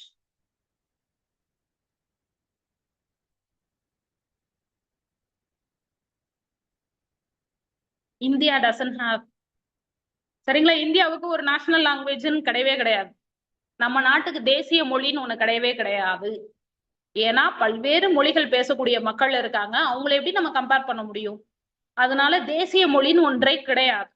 சரிங்களா? மெஜாரிட்டி வேணா நம்ம சொல்லலாம் ஹிந்தி பேசுறாங்க அப்படின்னு சொல்லி, பட் தேசிய மொழி கிடையாது. 22 அபிஷியல் லாங்குவேஜ், அலுவலக மொழிகள் இருக்கு. சரிங்களா? இங்கிலீஷை தவிர்த்து 22 அலுவலக மொழிகள் இருக்கு. So there is no national language. சரிங்களா? அடுத்தது 9, 10, 11, 12 இந்த 4மே பிற்காலத்துல இணைக்கப்பட்ட ஷெட்யூல்ஸ், சேர்க்கப்பட்டது. சரிங்களா? சோ அதுல முதல் திருத்தத்தின் மூலமாக 9வது சேர்க்கிறாங்க. நிலச்சீர்திருத்தம், ஜமீன்தாஸ்ன்னு சொல்லக்கூடிய ஒரு கூட்டம் இருந்தாங்க இல்லைங்களா, அவங்க எல்லாத்தையுமே ரெகுலேட் பண்றது, லேண்ட் ரிஃபார்ம்ஸ் கொண்டு வந்தாங்க. இனிமே ஜமீன்தார்லாம் கிடையாது, எல்லாருமே சமம் தான் அப்படின்னு சொல்லக்கூடிய சட்டங்கள் கொண்டு வரப்பட்டது 1951. முதல் சட்ட திருத்தம் மூலமா 9வது அட்டவணை இணைக்கப்படுது. 10வது அட்டவணை 52வது திருத்தம் மூலமா 1985 இணைக்கப்படுது. கட்சி தாவல் தடை சட்டம், அடிக்கடி கட்சி மாறக்கூடாது, அந்த தடை சட்டம் கொண்டு வரப்பட்டது 1985. கேள்வியில கேட்டிருக்காங்க எத்தனாவது அமெண்ட்மெண்ட்னே கேட்டிருக்காங்க. 52வது அமெண்ட்மெண்ட், 10வது அட்டவணை. சரிங்களா? 11வது அட்டவணை. இந்த 3 அட்டவணையும் ரொம்ப முக்கியமானது. பஞ்சாயத் ராஜ்னு சொல்லக்கூடிய பஞ்சாயத்துகளின் அதிகாரம் பற்றியது. 1992 73rd அமெண்ட்மெண்ட் திருத்தம் கொண்டு வரப்பட்டு பஞ்சாயத் ராஜ்னு ஒரு இன்ஸ்டிடியூஷனா கொண்டு வராங்க. 12வது அட்டவணை முனிசிபாலிட்டிஸ்ன்னு சொல்லக்கூடிய நகராட்சிகள் பற்றியது. திருத்தங்கள் 74வது திருத்தமா கொண்டு வரப்பட்டது அதே வருடம், கிட்டத்தட்ட 1992 93 கொண்டு வந்தாங்கன்னு சொல்லுவாங்க. சரிங்களா? இந்த 12 அட்டவணைகளும் முக்கிய அட்டவணைகள். சோ இதுல நேஷனல் சிம்பல்ஸ் சொல்லும் பொழுது நம்மளோட அரசியலமைப்பு தேசிய கொடியை ஏற்றுக்கொண்டது 22 ஜூலை 1947. ஜனகணமனன்னு சொல்லக்கூடிய தேசிய கீதமும் தேசிய பாடல், சோ அந்த பாடல்களும் எடுத்துக்கொள்ளப்பட்டது 24 ஜனவரி 1950 எடுத்துக்கொள்ளப்பட்டது. சரிங்களா? Now coming to the questions. Present number of schedules, தற்போது எத்தனை அட்டவணைகள் உள்ளன?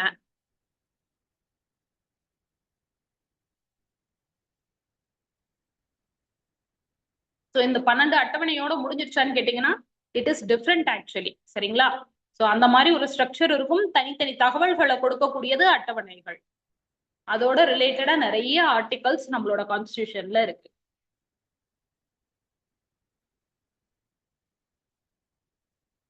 தற்போது அரசியலமைப்பில் எத்தனை அட்டவணைகள் உள்ளன? இப்பதான் பார்த்தோம் இல்லைங்களா, 12 அட்டவணைகள், 12 ஷெட்யூல்ஸ் பார்த்தோம் இல்லைங்களா,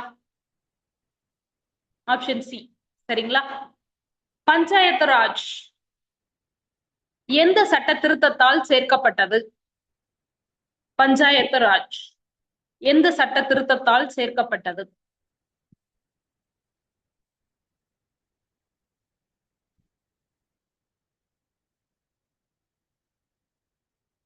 எந்த சட்ட திருத்தம்? கேள்விகள்ல கண்டிப்பா கேட்பாங்க. 73rd amendment. சரிங்களா? 7-3-10, அதே மாதிரி 9-2-11 அப்படி ஞாபகம் வச்சுக்கோங்க. 11வது அட்டவணையில இருக்கு பஞ்சாயத்து ராஜ். சோ 92ல வந்து கொண்டு வரப்பட்டது. 73வது சட்ட திருத்தம். அதே மாதிரி 74வது நகராட்சிகள், முனிசிபாலிட்டிஸ் பத்தினது. சரிங்களா? சோ மற்ற அரசமைப்புல இருந்து பெறப்பட்ட விஷயங்கள். நம்ம கான்ஸ்டிடியூஷன் உருவாச்சுன்னு சொன்னோம் இல்லைங்களா? இந்த மாதிரி ஒரு ஸ்ட்ரக்சர்லாம் ரெடி பண்ணிட்டாங்க. இப்ப கான்ஸ்டிடியூஷன் இம்ப்ளிமெண்ட்டும் ஆயாச்சு. ஆனா இப்ப இருக்கக்கூடிய சட்டத்திட்டங்கள் எந்த நாடுகள்ல இருந்து எடுக்கப்பட்டதுன்னு கேள்விகள் இருக்கும். சோ அதுல ரொம்ப முக்கியமானது இந்தியன் கவர்மெண்ட் ஆக்ட், இந்திய அரசாங்க சட்டம். கூட்டாட்சி விதிகள் சொல்லக்கூடிய பெடரல் சிஸ்டத்தை கொண்டு வந்தாங்க. பெடரல் அப்படின்னா ஒண்ணுமே கிடையாது, சென்ட்ரல் கவர்மெண்ட் ஸ்டேட் கவர்மெண்ட் ரெண்டா பிரிக்கிறது. சென்ட்ரல் ஸ்டேட் கூட்டாக இணைந்து ஆட்சி நடக்கும், அதுதான் கூட்டாட்சி. அது நம்ம இந்த ஒரு இந்தியன் ஆக்ட்ல இருந்து தான் எடுத்துக்கிட்டோம். ஆபீஸ் ஆஃப் கவர்னர், ஆளுநர் பதவி, ஜுடிஷியரி, அதாவது 1937லயே சுப்ரீம் கோர்ட்டை பெடரல் கோர்ட்டுன்ற பேர்ல பிரிட்டிஷார் ஏற்படுத்திட்டாங்க. டெல்லியில தான் ஏற்படுத்தப்பட்டது. அதை தான் நம்ம சுப்ரீம் கோர்ட்டு 1950ல எடுத்துக்கிட்டோம். சரிங்களா? நம்ம சுதந்திரம் குடியரசு எல்லாம் ஆனதுக்கு அப்புறம் 1950ல அது சுப்ரீம் கோர்ட்டுன்னு சொல்லி அறிவித்து கொண்டோம். 1937லயே நீதித்துறை ஏற்படுத்தப்பட்டது. உச்சபட்ச நீதித்துறை, நீதிமன்றம்ன்றதெல்லாம் கொண்டு வந்தாச்சு. பப்ளிக் சர்வீஸ் கமிஷன், டிஎன்பிஎஸ்சி தான் நம்ம எழுத போறோம் இல்லைங்களா? அதெல்லாம் இன்ட்ரடியூஸ் பண்ணதும் இந்த சட்டம் தான், 1935. மத்திய மற்றும் மாநில பொது தேர்வாணையங்கள், பப்ளிக் சர்வீஸ் கமிஷன்ஸை எஸ்டாப்ளிஷ் பண்றாங்க. நெருக்கடி கால விதிகள், எமர்ஜென்சி டைம்ல என்னெல்லாம் ப்ரொவிஷன் வரணுமோ அதையும் கொண்டு வராங்க. அதே மாதிரி எப்படி ஒரு நிர்வாகம், அட்மினிஸ்ட்ரேஷன் நடக்கணுமோ அதுவும் இதுல இருந்தே எடுத்துக்கொள்ளப்பட்டது. ஸோ அப்படியே இங்கிலீஷ்ல கொடுத்துருங்க. ஸோ ஃபெடரல் சிஸ்டம் அப்படின்னா ஸ்டேட்டும் சென்ட்ரல் கவர்மெண்ட்டும் இணைந்து செய்யும் ஆட்சி, அதுதான் ஃபெடரல், அதாவது கூட்டாட்சி முறை அப்படின்னு சொல்லுவாங்க. இந்திய கூட்டாட்சி அமைப்பு பொறுத்தளவு union government, state government, local government 3 level இருக்கு. 3 எலெக்ஷன் நடக்குது இல்லைங்களா? 3 எலெக்ஷன்லயும் ஓட் பண்றீங்களா எல்லாரும்? லோக்சபால ஓட் பண்றோம். இப்ப ஸ்டேட் கவர்மெண்ட் நடந்து முடிஞ்சு ஓட் பண்ணோம். இதுக்கப்புறம் என்ன எலெக்ஷன் வரும்னு நினைக்கிறீங்க? 3வது எலெக்ஷன் எதுக்காக நடக்கும்? கிராம பஞ்சாயத்துகளுக்கும் சிட்டிஸ்ல வந்து கவுன்சிலர் எலெக்ஷன் ஒண்ணு நடத்துவாங்க. சோ ஞாபகம் இருக்கும்னு நினைக்கிறேன் இல்லைங்களா? ஓட் பண்ணிருப்பீங்க. சோ அந்த மாதிரி 3rd level local self government அப்படின்னு சொல்லக்கூடிய கிராமப்புற பஞ்சாயத்துக்கும் மாநகராட்சிகளுக்கும் நடக்கக்கூடிய எலெக்ஷன். சோ 3 லெவல் இருக்கு. இததான் ஃபெடரல் ஸ்ட்ரக்சர் அல்லது கூட்டாட்சி அமைப்புன்னு சொல்லுவாங்க. இந்த 3மே இணைந்துதான் நம்மளோட நாட்டோட கவர்மெண்ட் அண்ட் கவர்னன்ஸையே பாத்துக்கிறாங்க. சரிங்களா? சோ பிரிட்டன், இப்ப நம்மளோட நாட்டோட சட்டத்துல இருந்தே நம்ம சில விஷயங்கள் எடுத்துட்டோம்னு பார்த்தோம். பிரிட்டிஷ்ல இருந்து என்னெல்லாம் எடுத்துக்கிட்டோம் அப்படின்னா, பார்லிமெண்ட் சிஸ்டம் எடுத்துட்டோம். சிங்கிள் சிட்டிசன்ஷிப், ஒரே ஒரு குடியுரிமை மட்டும்தான். இந்தியாலையும் சிட்டிசனா இருந்துட்டு வெளிநாட்டிலையும் நீங்க சிட்டிசனாலாம் இருக்க முடியாது.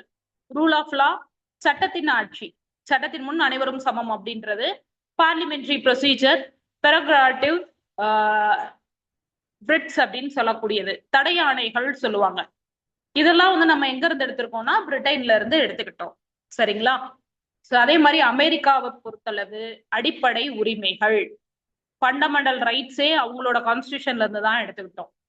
நீதி சீராய்வுன்னு சொல்லக்கூடிய ஜுடிஷியல் ரிவ்யூ, ஏதாவது ஒரு சட்டம் சரியில்லைன்னா சுப்ரீம் கோர்ட் அத பாராளுமன்றத்தை கூப்பிட்டு சொல்லலாம், அட்வைஸ் பண்ணலாம். அதுதான் ஜுடிஷியல் ரிவ்யூ. இந்த சட்டம் சரியான சட்டம் அல்ல, சீராய்வு செய்யுங்கள் அப்படின்னு சொல்லலாம். அது ஜுடிஷியல் ரிவ்யூ. குடியரசுத் தலைவர் மீதான பதவி நீக்கம், நீதிபதிகள் பதவி நீக்கம் சம்பந்தப்பட்ட விஷயங்கள், துணைத் தலைவர் பதவி நீக்கம், இந்த ப்ரொசீஜர் எல்லாமே அமெரிக்கால இருந்து தான் எடுத்துக்கிட்டோம். சரிங்களா? சோ அத என்ன வார்த்தையில இங்கிலீஷ்ல சொல்லுவாங்கன்னா இம்பீச்மெண்ட் அப்படின்னு சொல்லுவாங்க. அந்த ரிமூவ் பண்ற ப்ரொசீஜரை இம்பீச்மெண்ட் அப்படின்னு சொல்லுவாங்க. சோ அதே மாதிரி அயர்லாந்துல இருந்து அரசியல் வழிகாட்டு நெறிமுறைகள். ஒரு கவர்மெண்ட் எப்படி இருக்கணும்ன்ற ஒரு ரூல்ஸ் அண்ட் ரெகுலேஷன். கவர்மெண்ட்டுக்கு ஒரு ரூல்ஸ். சோ அந்த மாதிரி கொண்டு வந்தது அயர்லாந்துல இருந்து தான். கனடால இருந்து மத்திய அரசுடன் கூடிய பெடரேஷன், கூட்டாட்சி அரசும், அதே மாதிரி vesting residuary powers with centre. Concurrent list இருக்கு இல்லைங்களா, அதுல காலத்துக்கு ஏற்றவாறு இப்பெல்லாம் ஏஐ வந்தாச்சு. ஏஐ சம்பந்தப்பட்ட சட்டம் கூடிய சீக்கிரம் பாஸ் பண்ணுவாங்க. பர்சனல் லிபர்ட்டியை பாதிக்க கூடாது, தனி மனித சுதந்திரம் பாதுகாக்கப்படணும் அப்படின்னு சொல்லிட்டு ஒரு சட்டம் வரலாம். அதை யாரு கொண்டு வர முடியும்னா சென்ட்ரல் கவர்மெண்ட் தான் கொண்டு வர முடியும். புதிதாக உருவாகக்கூடிய அனைத்து விஷயங்களுக்கும் சென்ட்ரல் கவர்மெண்ட்ல தான் பவர் இருக்கு. அதே மாதிரி கவர்னர்ஸ சென்ட்ரல் கவர்மெண்ட்ல இருந்து தான் அப்பாயிண்ட் பண்ணணும்ன்ற ப்ரொவிஷனும் கனடால இருந்து தான் எடுத்துக்கிட்டோம். உச்ச நீதிமன்றத்தின் அறிவுரை அதிகார வரம்பும் கனடால இருந்து தான் எடுத்துக்கொள்ளப்பட்டது. ஆஸ்திரேலியா சொல்லும் பொழுது ஃப்ரீடம் ஆஃப் ட்ரேட், காமர்ஸ், நாடாளுமன்றத்தோட ஈரவைகளின் கூட்டம் சொல்லக்கூடியது, ஜாயிண்ட் ஹவுஸ் அப்படின்னு சொல்லுவாங்க இல்லைங்களா, ஜாயிண்ட் சிட்டிங் சொல்லக்கூடியது. இந்த மாதிரி விஷயங்கள் எல்லாம் ஆஸ்திரேலியால இருந்து எடுத்துக்கிட்டோம். வெய்மர் அரசமைப்பு, ஹிட்லருக்கு ஆட்சிக்கு சிறிது காலம் முன்னாடி இருந்தது வெய்மர்னு சொல்லுவாங்க. ஹிட்லர் ஆட்சி ஜெர்மனில நடந்தது இல்லைங்களா, சோ அந்த காலகட்டத்துல நிறைய எமர்ஜென்சி எல்லாம் நடந்தது, நெருக்கடி நிலை வந்தது. சோ அப்ப மக்களுக்கு அடிப்படை உரிமைகள் கொடுக்கப்படாமல் பறிக்கப்பட்டது. அந்த ப்ரொவிஷனை நம்ம எடுத்துக்கிட்டோம். இப்பயுமே எமர்ஜென்சி கொண்டு வந்தாங்கன்னா உரிமை எல்லாம் நம்ம கோரவே முடியாது, கேன்சல் பண்ணிடுவாங்க. சரிங்களா? சோ அந்த மாதிரி வெய்மர் ரிபப்ளிக்ல இருந்து நமக்கு நெருக்கடி நிலைக்கால அந்த ஒரு உரிமைகள் பறிப்பு எடுத்துக்கொள்ளப்பட்டது. சோவியத் யூனியன் சொல்லக்கூடியது அடிப்படை கடமைகள் முகவுரையில எடுத்துக்கொள்ளப்பட்டது. சோ ரஷ்யால இருந்து நம்ம எடுத்துக்கிட்டது ஃபண்டமெண்டல் டியூட்டிஸ்ன்னு சொல்லக்கூடிய மக்களுக்கான கடமைகள். அதே மாதிரி முகப்புரையில பொருளாதார, அரசியல், சமூக நீதின்னு சொல்லக்கூடியதை எடுத்துக்கிட்டோம். ஃபைனலா 42nd அமெண்ட்மெண்ட் மூலமா இந்த மாதிரி ரஷ்யால இருந்து எடுக்கப்பட்ட விஷயங்கள் எல்லாம் சேர்க்கப்பட்டதா சொல்றாங்க. பிரான்ஸ்ல இருந்து ஈக்குவாலிட்டி, ஃப்ரெட்டர்னிட்டி, லிபர்ட்டி அப்படின்னு சொல்லக்கூடிய 3 விஷயங்கள் எடுத்துட்டோம். சுதந்திரம், சமத்துவம், சகோதரத்துவம் அப்படின்னு சொல்லக்கூடியது. இப்பயுமே நம்ம ஓத் அப்படிதான் எடுக்கிறோம் இல்லைங்களா, all Indians are my brothers and sisters அப்படின்னு. அந்த விஷயங்கள் பிரான்ஸ்ல இருந்து எடுத்திருக்கோம். தென்னாப்பிரிக்கால இருந்து திருத்த சட்ட செயல்முறை, எப்படியெல்லாம் திருத்த சட்டம் அமெண்ட்மெண்ட் கொண்டு வர்றது அப்படின்றது எடுத்திருக்கோம். அதே மாதிரி ராஜ்யசபா எலெக்ஷன், இன்டைரக்ட் எலெக்ஷன், அந்த ஒரு ப்ரொவிஷனும் சவுத் ஆப்பிரிக்கால இருந்து எடுக்கப்பட்டதுதான். Now coming to the questions. நெருக்கடி கால விதிகள் மற்றும் நிர்வாக விவரங்கள் பெறப்பட்ட முதன்மை மூலம் எது?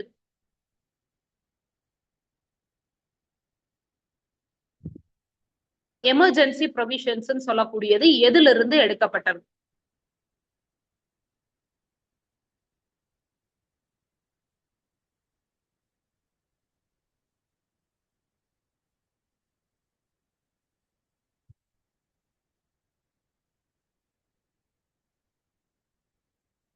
Any options?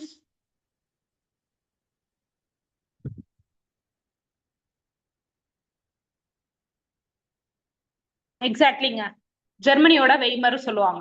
சரிங்களா? எஸ். சோ கூட்டாட்சி நீதிமன்றம் எந்த வருடம் நிறுவப்பட்டது? கூட்டாட்சி நீதிமன்றம் எந்த வருடம் நிறுவப்பட்டது?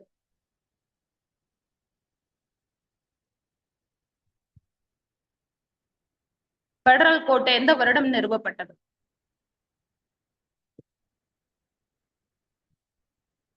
1937. சரிங்களா? அதுதான் சரியான விடை. பப்ளிக் சர்வீஸ் கமிஷன் எந்த சட்டத்தின் மூலம் கொண்டு வரப்பட்டது? பப்ளிக் சர்வீஸ் கமிஷன் எந்த சட்டத்தின் மூலம் கொண்டு வரப்பட்டது? Any guesses?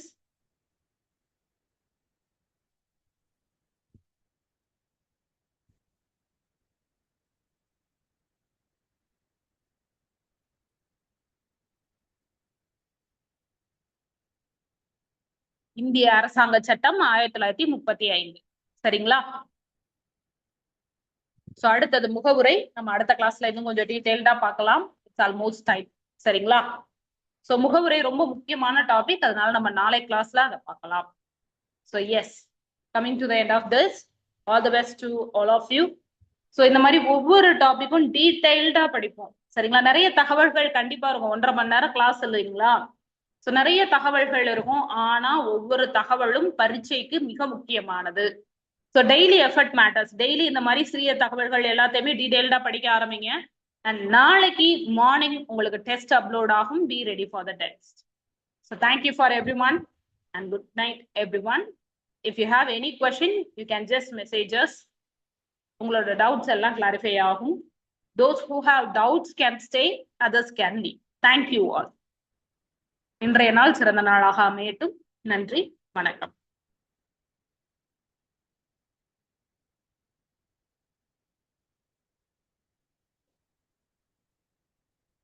Any doubts?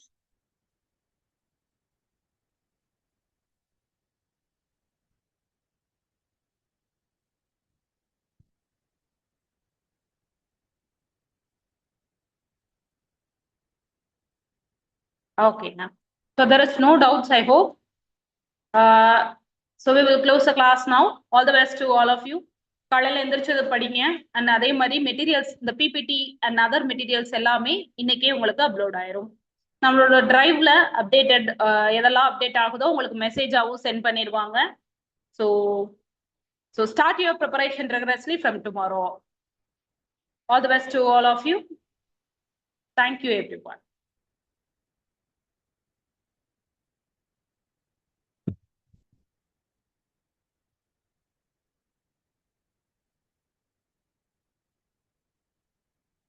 Thank you, Manimegalai ma'am. Thank you, Mala ma'am. And thank you, Rajeshwari ma'am.